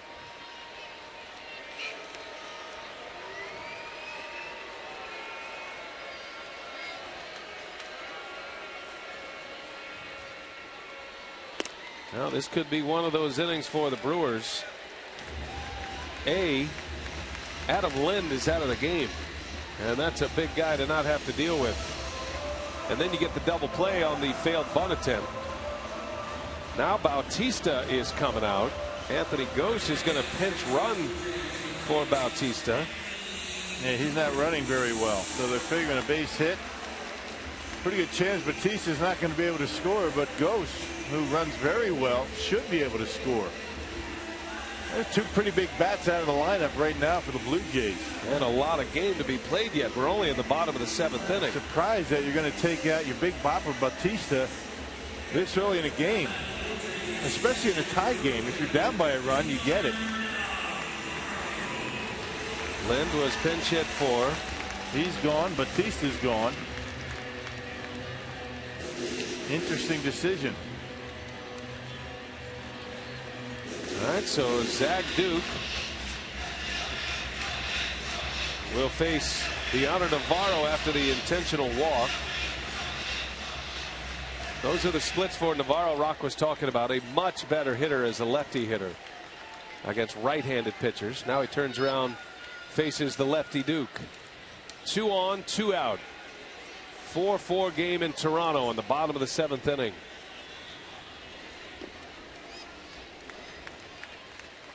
Duke got out of a mess yesterday as well. He's been doing that a lot for the Brewers lately.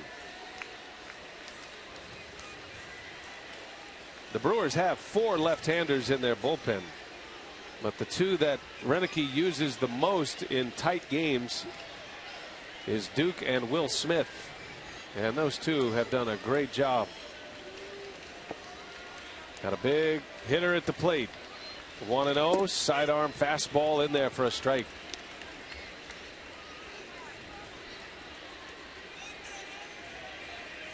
One for 7 lifetime against Duke. And that would have been a much different Zach Duke than what he's seeing right now. Right. Duke has a starting pitcher, more over the top, more traditional delivery than what he has adapted the last 2 years. Just missed. 2-1. And trying to catch that outside corner with the curveball and just misses, or does he? That has not been a strike all day.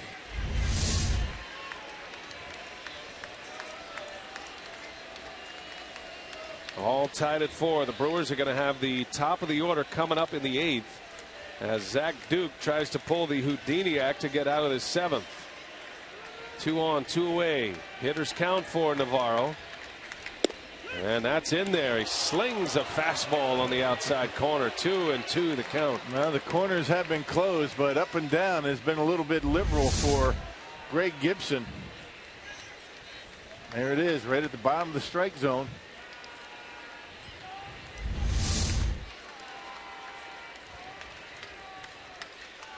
Two and 2. And a swing and a miss. Maldonado blocks it and will secure it at first. What a job, Zach Duke. 2 on, nobody out. The Blue Jays come up empty, and we're still tied.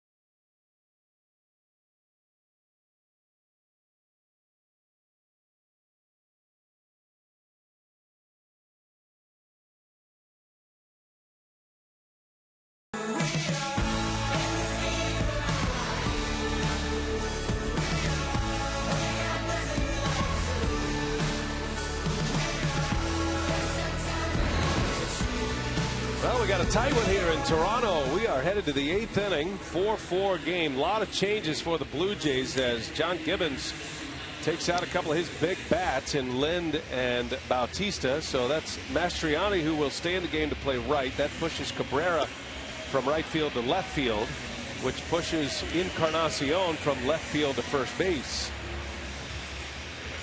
Zach Duke, another great job.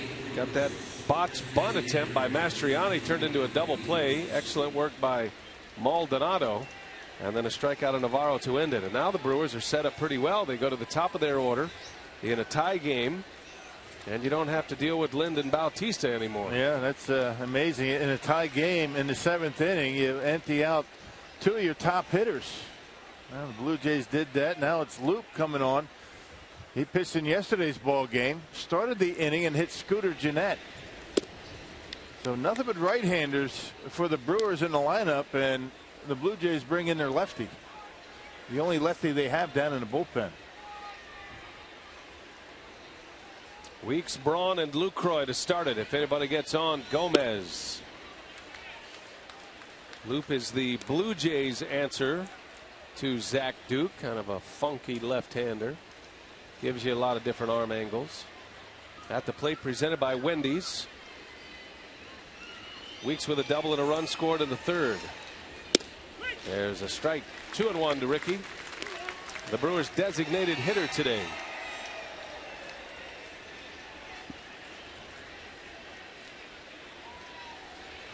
Brewers trying to get out of Toronto with a win, split this 2-game series. Milwaukee has not been swept this year.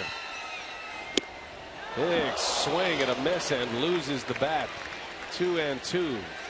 The second time this week we've seen Ricky lose his bat, and he very rarely does that. Did it back on the homestand once. Yep, high fastball, loses it. But unlike at Miller Park, he'll get to use this bat again. Didn't leave the playing surface.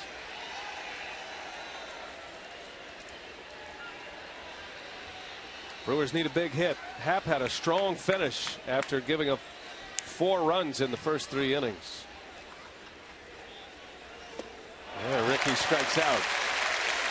Was ahead 2-0. Luke comes all the way back to get him. A change up or a slider didn't do much, but Ricky out in front of a pitch at 80 miles an hour. 91-92 with the fastball with that unusual delivery. 39th appearance for Luke. Very good numbers, has not allowed a home run. Normally comes in the middle of an inning. He has been outstanding with inherited runners. Has stranded 35 of 42. Ooh, that's a good number. That's a lot of runners he has taken on. But he started the inning in back-to-back appearances against the Brewers. There's Braun, and a base hit to right. Braun thinking about 2, and a big turn. Mastriani got a good throw off. Good choice by Braun. Force the effort. Braun with a single with 1 out. There's the go-ahead run at first base. Yeah, Braun has been very good at shooting that ball into right field, standing off that plate, pitch away, and just drives it into right. So there's your go-ahead run at first base. 2 more hits today for Ryan Braun, pushing his batting average up over 290. Here is Lucroy. And we'll see if Ryan wants to try to steal a base here. Lucroy's a good hit and run man as well.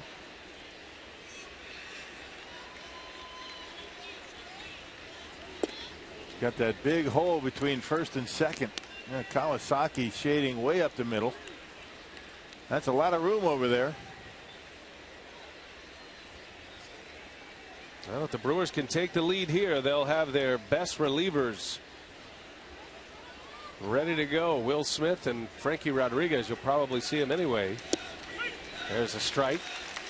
Both pitches to Lucroy. Braun has gone back to the bag at first, as if he thought a throw was coming that way. So if you're thinking about a stolen base here, unless Braun is playing possum over there, he might be.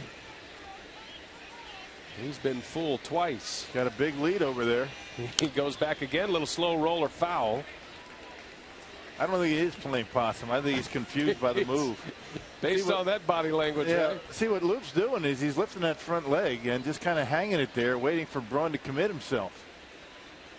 If Braun takes off, he'll go to first. If he looks like he's going to head back to first base, he goes to home plate.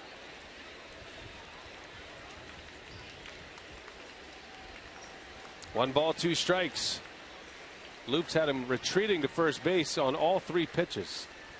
Has him again, and Lucroy, a bouncer to the mound. Luke turns, double clutches, and they get the out at second, but not at first. Boy, that was a tailor-made double play ball. And Luke couldn't find the handle. And maybe wasn't sure who was covering. That pitcher's got to just throw the ball to second base. It's up to the infielders to get there. He was there. I don't know why he double clutched. Maybe didn't have a grip on the ball. But it keeps the Brewers inning alive. So 2 outs now. Lucroy at first. Here comes Carlos Gomez. Well, the Brewers desperate for a big hit.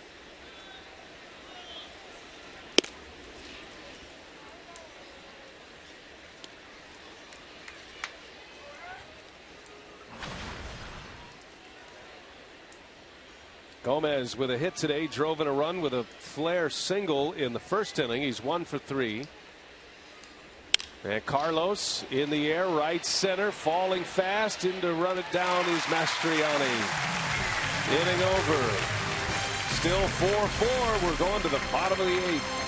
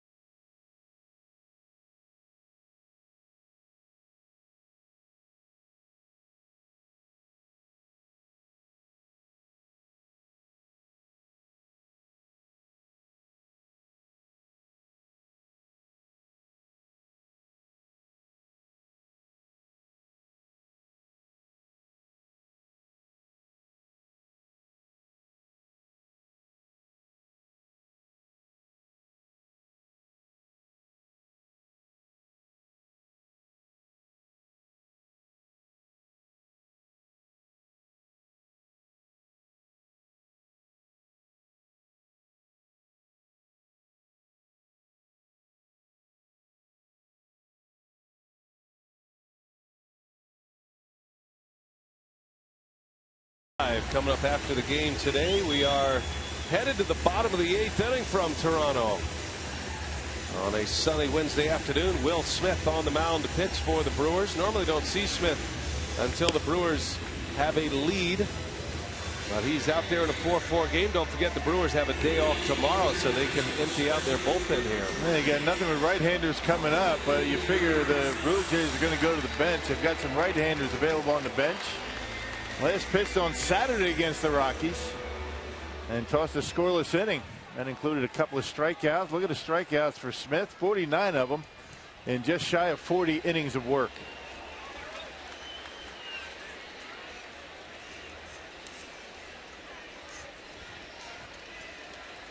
Colby Rasmus will lead off. Bottom of the 8th in a 4-4 game. Brewers had a 4-1 lead going into the bottom of the 3rd inning. Blue Jays got 1 in the 3rd. They added 2 on a 2-run homer by Juan Francisco in the bottom of the 4th. And that's where we've been since. Both starters will not factor in the decision. Jay Happ and Willie Peralta.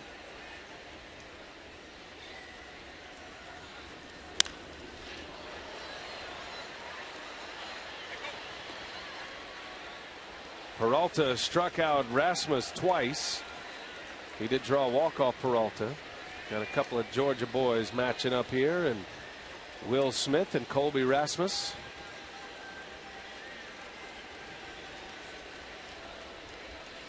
The 1-1. 2 balls and a strike.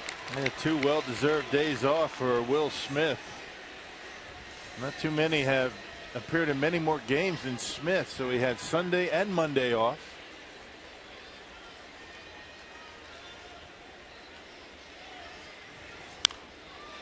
He did not pitch in yesterday's ball game. So 3 days off for Will Smith. About as unusual as it gets. And what do you get? You get a 97-mile-an-hour fastball from him. His arm is lively today.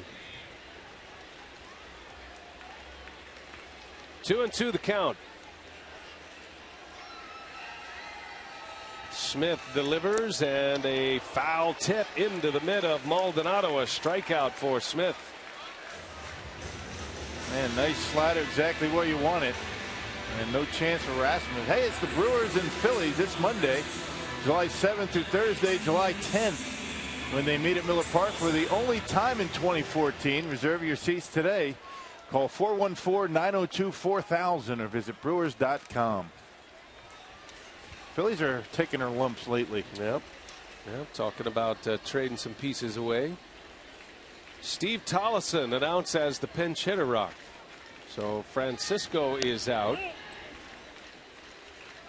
John Gibbons plowing through his roster here. Bautista, Lind, and Juan Francisco all out of the game.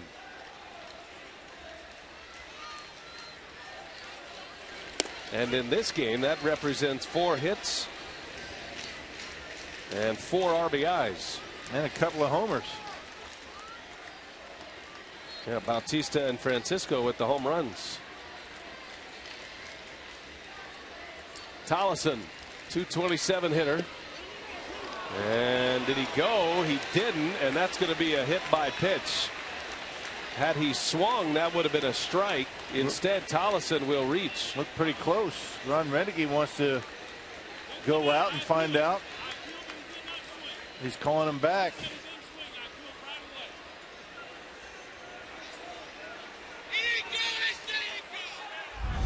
And now Renneke just got thrown out by Phil Cuzzi. Why?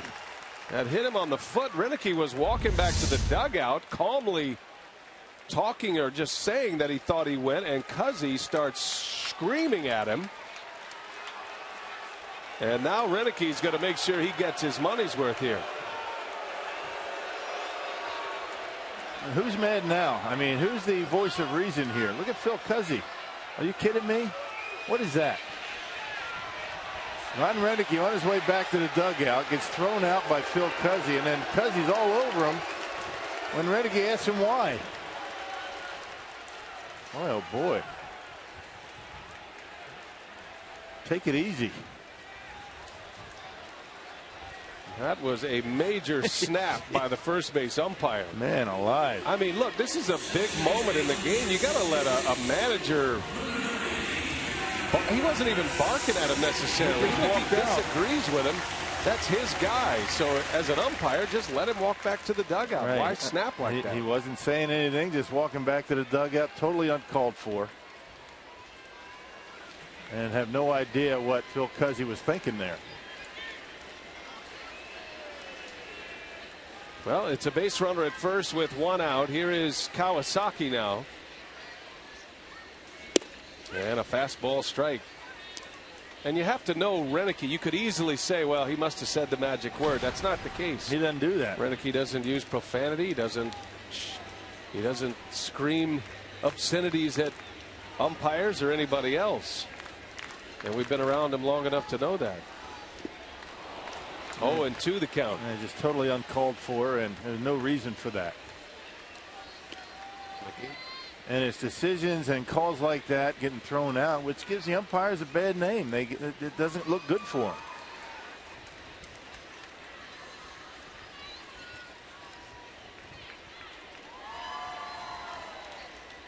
Oh, 2 the count. Kawasaki at the plate. Go ahead, run at first base. And he doesn't bite on the breaking ball. It's a good take by the Blue Jays second baseman.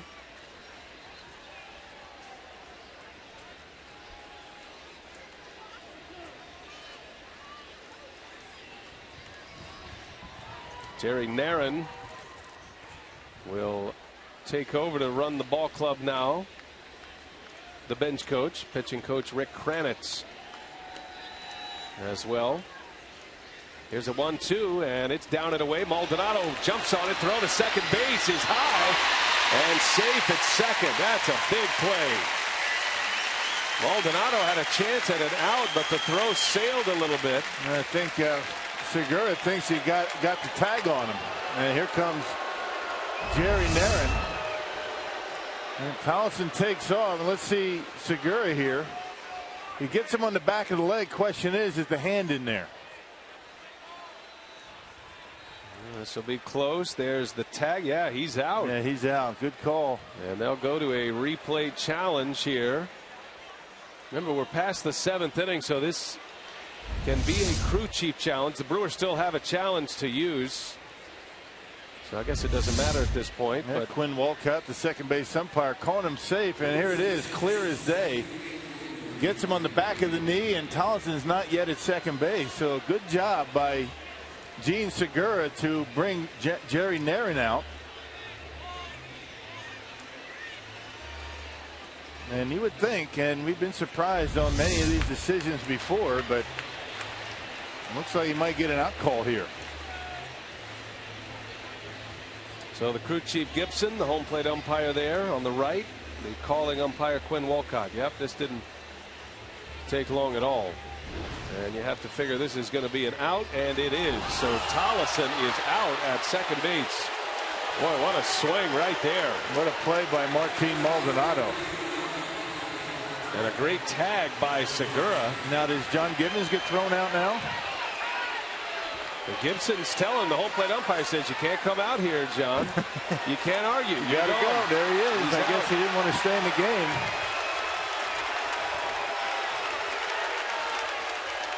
I'm not sure what he's arguing about. I mean, it was clear that he was out on the replay.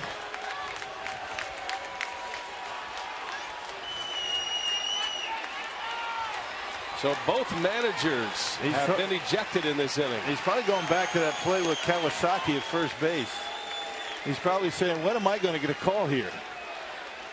I mean, he has a gripe on the Kawasaki play at first. It looked like Lucroy missed him, but clearly out on that play at second.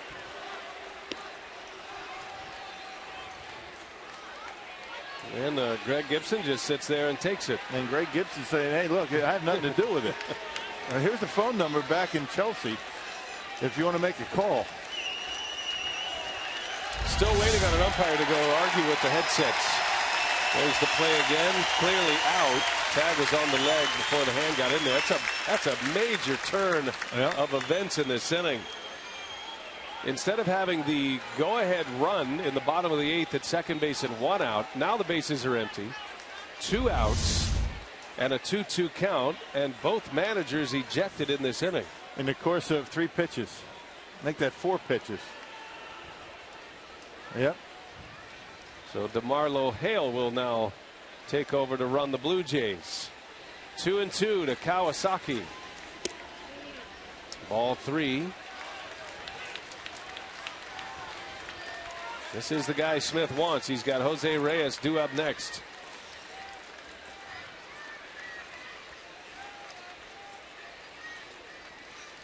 All tied at 4. 2 outs in the 8th. Smith delivers, and a foul back out of play. Looking ahead to the Brewers' 9th inning.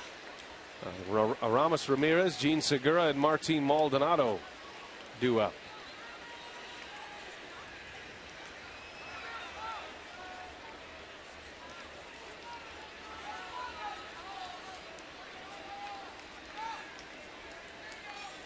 Three-two on the way. Called strike 3. Kawasaki rung up. Will Smith puts up a 0 in the 8th with a couple of Ks. Both managers tossed. Reddick goes, then Gibbons goes, and we go to the 9th, still tied at 4.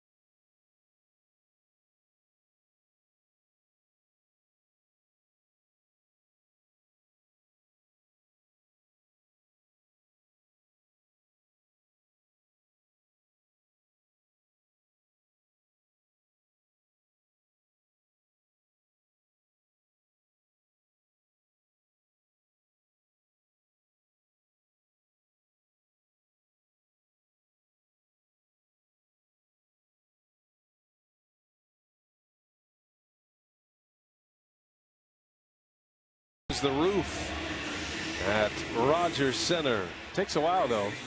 Takes about 20 minutes to get it all sealed up. The process is underway. Casey Janssen, the Blue Jays closer, saved the game yesterday, is on to pitch in the 9th inning in a tie game. Man, Brewers had the bottom half of their order coming up, starting with Ramirez, but Janssen's been good. Big save totals last year for Janssen. Not a hard thrower. He's got a variety of different off-speed pitches and throws a lot of strikes. Very rarely, if ever, hits 90 miles an hour. Ramirez batting 5th in the Brewers lineup is 0 for 3 today. And out in front of a breaking ball, and it's 0-2. Got Ramirez, Segura, Maldonado if anybody gets on Elian Herrera. Both managers ejected in the bottom of the 8th inning. It's been tied since the bottom of the 4th. As Ramirez skies one to right. Mastriani is under it, and that is the first out.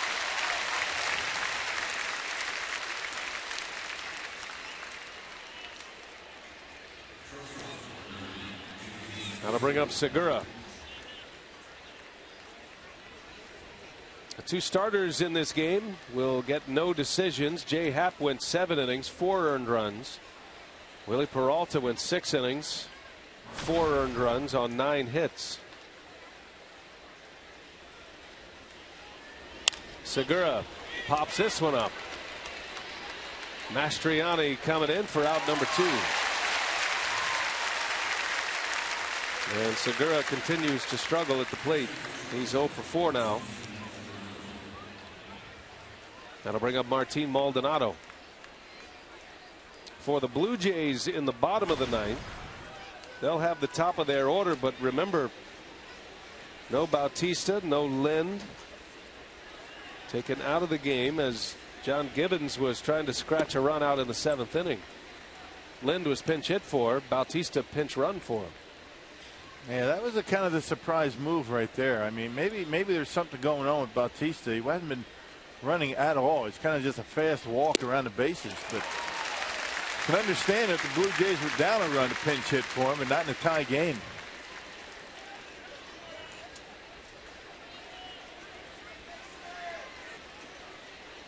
Maldonado hoping for one mistake. He's got some pop. He bunted for a hit his last time up. 1 ball, 1 strike, and it's down and away. 2-1 the count.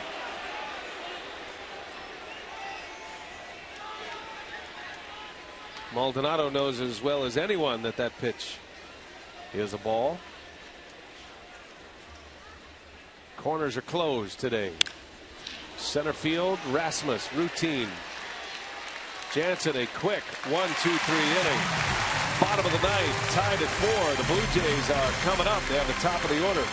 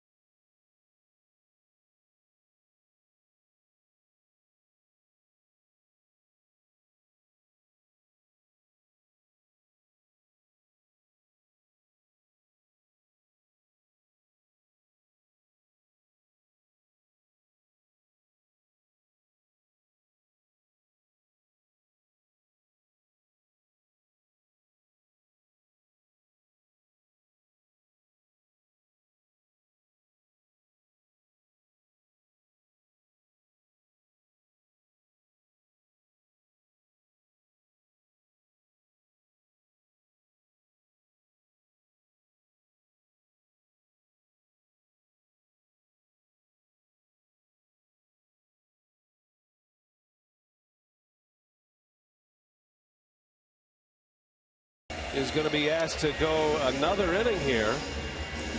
He'll have the top of the order coming up. Jose Reyes, Melky Cabrera, then Gose. And Smith trying to get this game to extra innings. I don't remember when Will Smith pitched multiple innings before. I'm sure he's done it. Not sure if he's done it this year or not. But a relatively quick 8th inning for him. A couple of strikeouts. He got an out on the bases. And with the top of the Blue Jays order coming up, Jerry Narron wants his best reliever in the game. Jerry Narron, the acting manager after Renicky was ejected last inning. And Smith will try to get this one to the 10th. Smith has pitched an inning plus on a few occasions this season. Did it against the Pirates. Did it against the Minnesota Twins.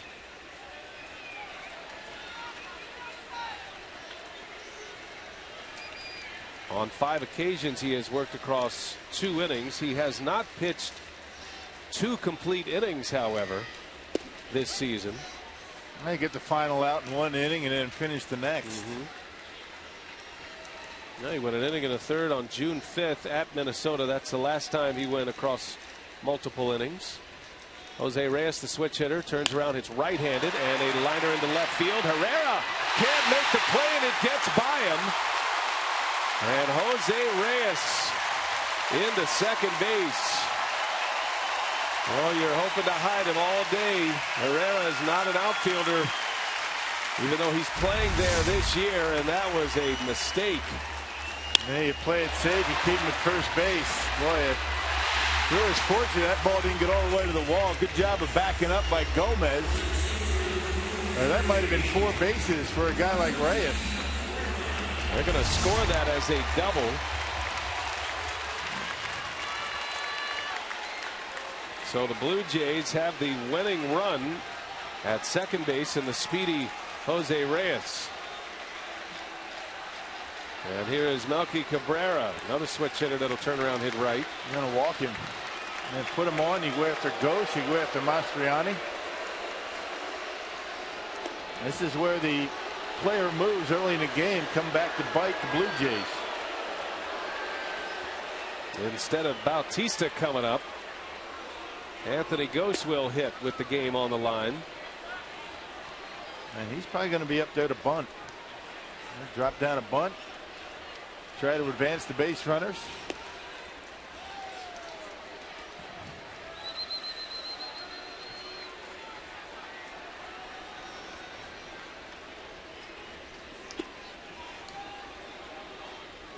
So Cabrera draws the intentional walk. And the Brewers set up a force at the 3 bases. And now Jerry Narron is on his way out, and we'll see what he's got in mind here. He's going to the bullpen. I think he wants to talk. He pointed to the bullpen. Yeah, you know, I couldn't tell if he was pointing to the pen or Jonathan Lucroy, but I think he is going to the bullpen here. So yeah, he's going to take the ball from Smith with Gose coming up, and he's going to go to Brandon Kensler, his sinker baller. We'll take a break.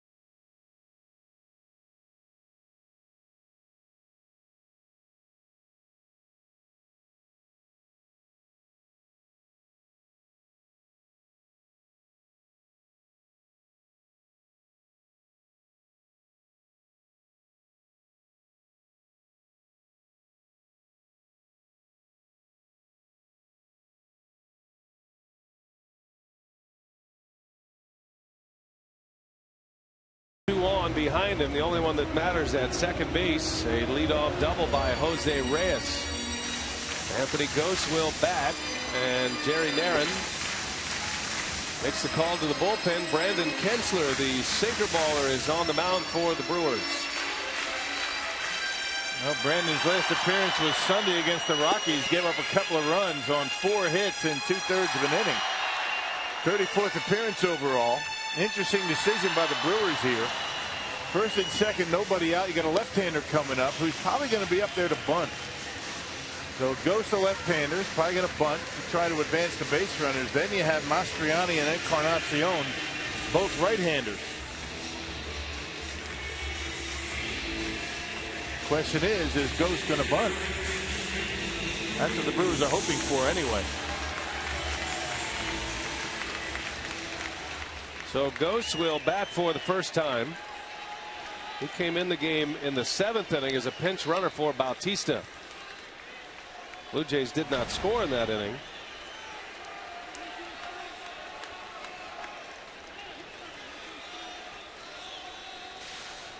Gose has been playing a lot in the outfield. He's a center fielder by trade. He's been playing some right field with Bautista hurt. 2 on, nobody out here in the bottom of the 9th inning. Gose does square and bunts it foul. It's going to be difficult to get Reyes at third base. I mean, he's got great base running instincts and he can fly. And Brewers are going to try and get that lead runner at third base. The Brewers were able to turn a double play in the 7th inning in a similar spot. On a bunt that was right around home plate, Maldonado jumped on it, fired to third, and then it went across the diamond to first. A pivotal play in this ball game.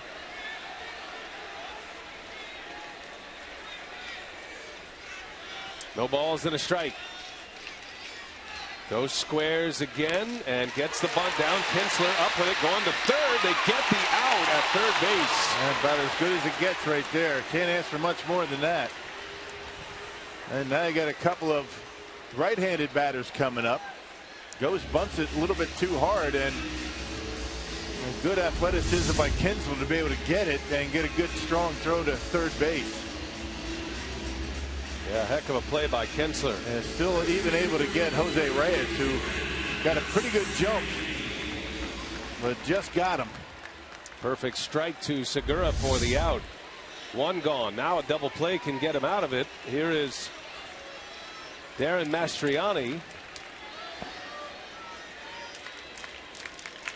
He pinch hit for Adam Lind in the 7th, and he was trying to bunt the runners over, and it turned into that double play.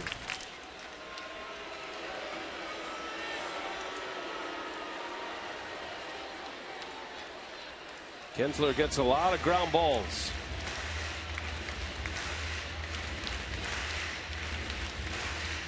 Melky Cabrera carries the winning run for the Blue Jays here. Blue Jays are 2 for 10 with runners in scoring position.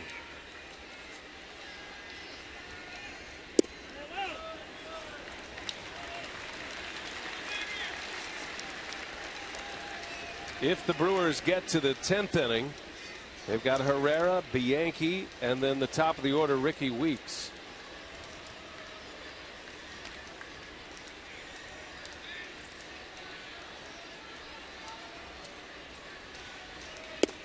A fastball strike. Yep, tough guy to double up. Mastriani, he runs well. But on this artificial turf, everybody is a double play candidate. Ball gets to the infielders very quickly.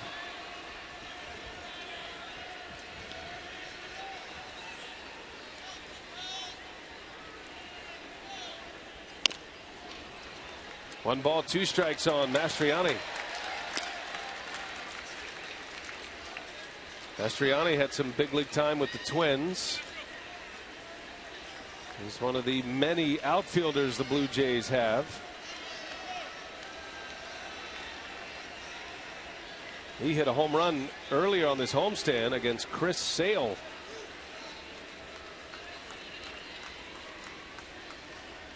Just called up from Buffalo earlier on this homestand. A swing and a miss. Kinsler powers it by him. Yeah, that's the Brandon Kinsler sinker that you remember from last year. Gets on top of it. Good movement going down. And Mastriani right over the top of it. There's the fastball he's looking for. Doesn't get much better than that. It's a good pitch. So Kinsler gets out, number 2. But a big bat is coming up for the Blue Jays. Edwin Encarnacion. 1 homer, 1 RBI off the American League lead. Winning run at second, Melky Cabrera.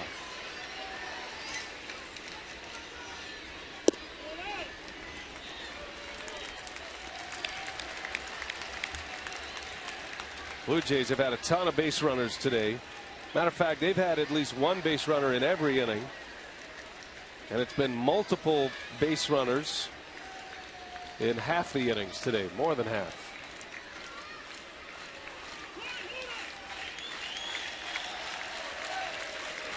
This game has been tied since the bottom of the 4th when Juan Francisco homered off Peralta. Brewers had a 4-1 lead. Then it was 4-2. Francisco's homer tied it in the 4th. Nothing but 0 since. Kinsler deals and a half swing. Did he go? Yes, he did. Oh, it looked like a strike anyway. Well, that slider looked like it had the corner. Good pitch by Kinsler, and Encarnacion not able to hold up. Wait, where'd that one miss? Boy, I guess it did. Right on the edge. But he gets the call anyway on the swing. 1 ball, 1 strike. Down and in. 2-1 now. Yeah, some good movement on that fastball for Brandon today.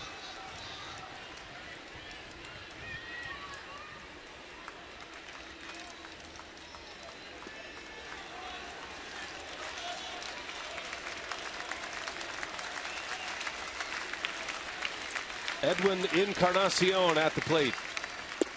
And that one missed. 3-1 now.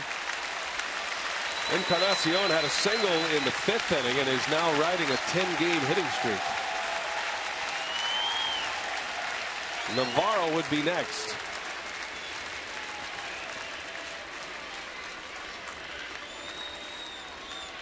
Got to make a big pitch. It's not the end of the world if you walk him. 3-1. Here it comes. And Encarnacion drives one out, and this ball game is over. 3-run walk-off home run for Edwin Encarnacion. And the Brewers are swept for the first time in 2014.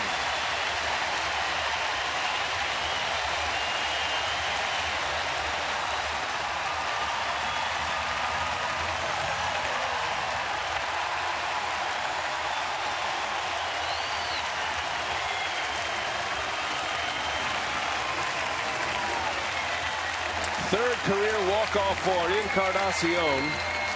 It's a 3-run shot, and he is back on top of the American League home run leaderboard, and you didn't need to make that pitch. No, it was a slider, and it stayed right in the middle of the plate. At least he won the fastball that he challenged him with. He made a mistake with his slider. And you got to figure Kinsler is saying, I got to throw this one down the middle because nothing on the corners was called all day. He threw a hanger, and Encarnacion knocked it out of here. So the Brewers have lost 3 in a row now and swept for the first time of the season. Time for Brewers Live. We'll send it to Jeff Grayson in our Fox Sports Wisconsin studio.